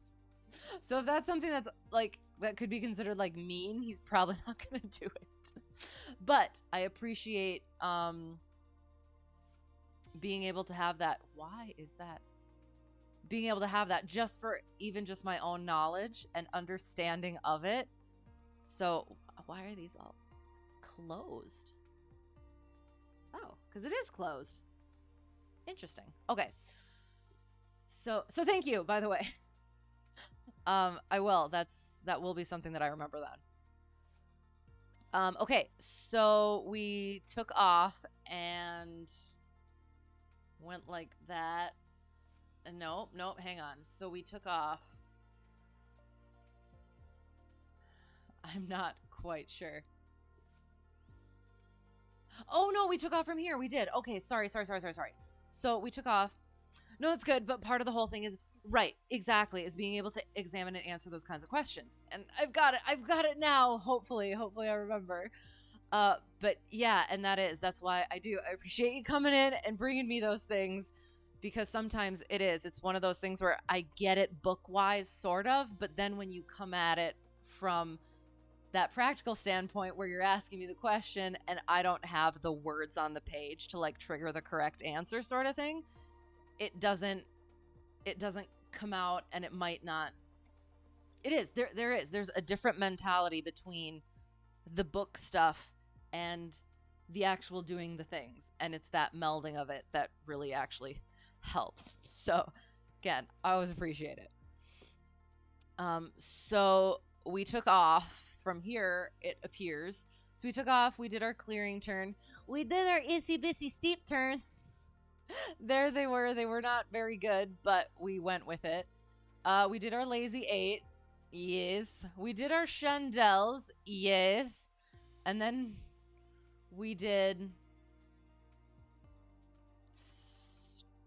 accelerated stall? Question mark? And then at some point along there, we did stalls, slow flight and stalls. And then we came in here and we did, and we did our, and then we did our steep spiral, which isn't horrible. I mean, it does. It looked, I was eking this way, but they're all in the same thing. It's better than it's been. Just don't want 100 to 200 feet of altitude to throw my maneuver off, right? And it can. Yes. I haven't had a whole lot of issues with the power off 180s, but then again, or not the power off 180s, the one with the 8 in it that goes, the 8's on pylons. There we go. But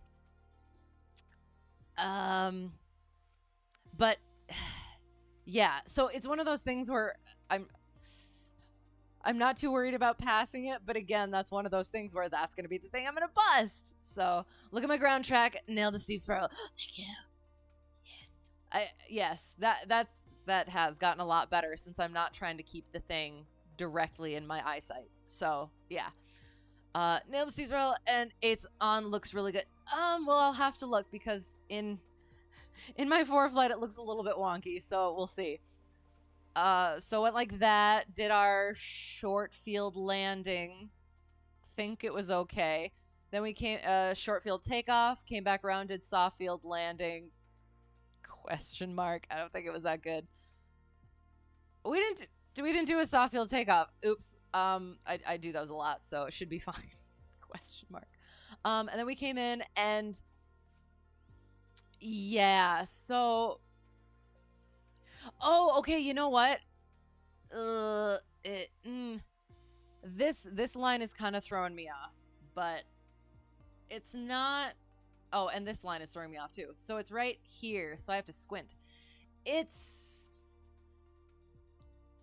not the best. It's not the best, but yeah, I got a little bit wonky here. Like it got a little bit round over here rather than being the nice woo over here. But yeah, I think it's passable. I think it's passable. And then we came in, and knew this one question mark. I guess it doesn't really matter. And we did the power off 180, which I think was passable. And can I? Yeah, I'm not sure. And we taxied in and we parked in a parking space. Really? Excellent. We made it into a parking space somehow. So yes, that was mock commercial practical Checkride. And yeah, we'll go over the other things that will be happening. So as of now, I think we will still, so Thursday we'll keep reading some Sherlock. So yes, so that was some VATSIM IFR cross country with actual ATC, which was good, which was nice, which was helpful. It was surprising though, getting it in the air, the 3 beeps of doom. But it was good, it was nice.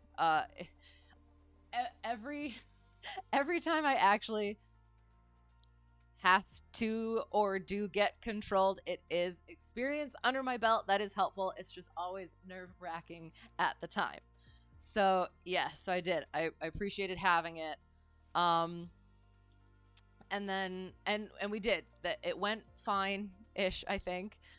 And then we did the again mock practical commercial Checkride, which we'll start doing a lot more of that sort of thing soon. But Thursday will probably... So it is. I reserve the right to change it up and probably just start doing flying all the time for a little while until Checkride is over. But otherwise, Sherlock on Thursday. We'll start the short stories. More competitive chips challenge on Sunday. And then back with flying on Tuesday. And I think we will probably... on Tuesday, we might do something fun. Plus some stuff that we got to do. And then we'll figure it out from there. So that's that. Thank you for the raid, Sparky Pilot 86, and the follows, and the ATC. I really appreciated it. And always Charlie Foxtrot. Thank you. It really does. I can never say it enough. There's always something that like specific that sticks, and overall it helps, but there's always something specific that absolutely sticks, and I always appreciate it. So check out Sparky Pilot and check out Charlie Foxtrot, and yes, until next time, we'll see if there is a raid situation that we can do. It's a little late, so if there's not, we'll see. If anyone knows anybody who's on. Oh, I have to get out of this so that I can hear.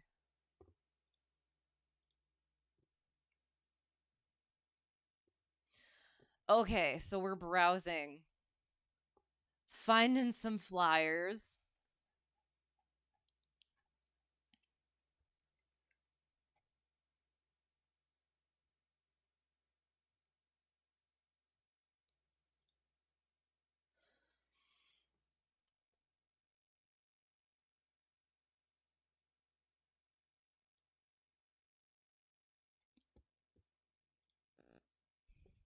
Sleeping stream.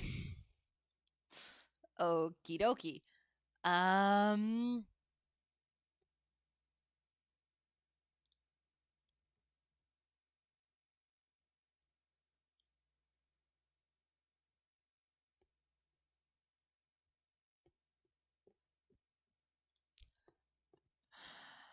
It is like at this time there's not a whole lot.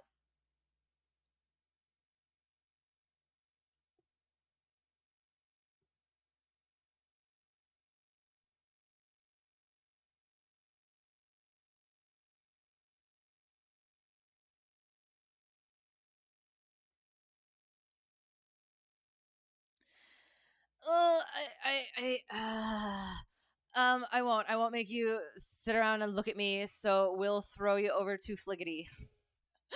Hopefully when I start getting a little bit earlier, there will be more people still online.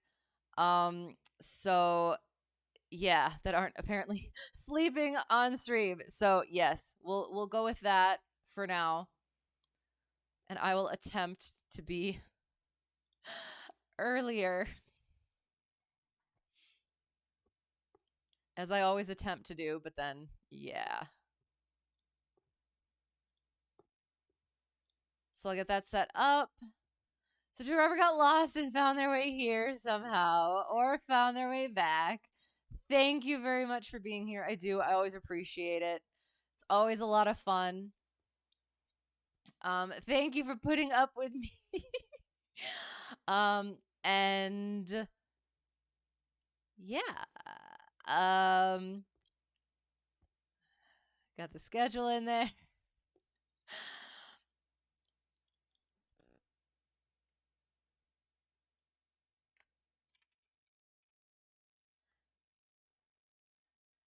And yeah, if I forgot anything, brain is mush.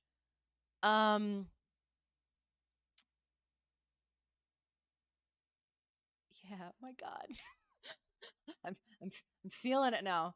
See you tomorrow. Yes, see you tomorrow. I'm very much looking forward to it, as always.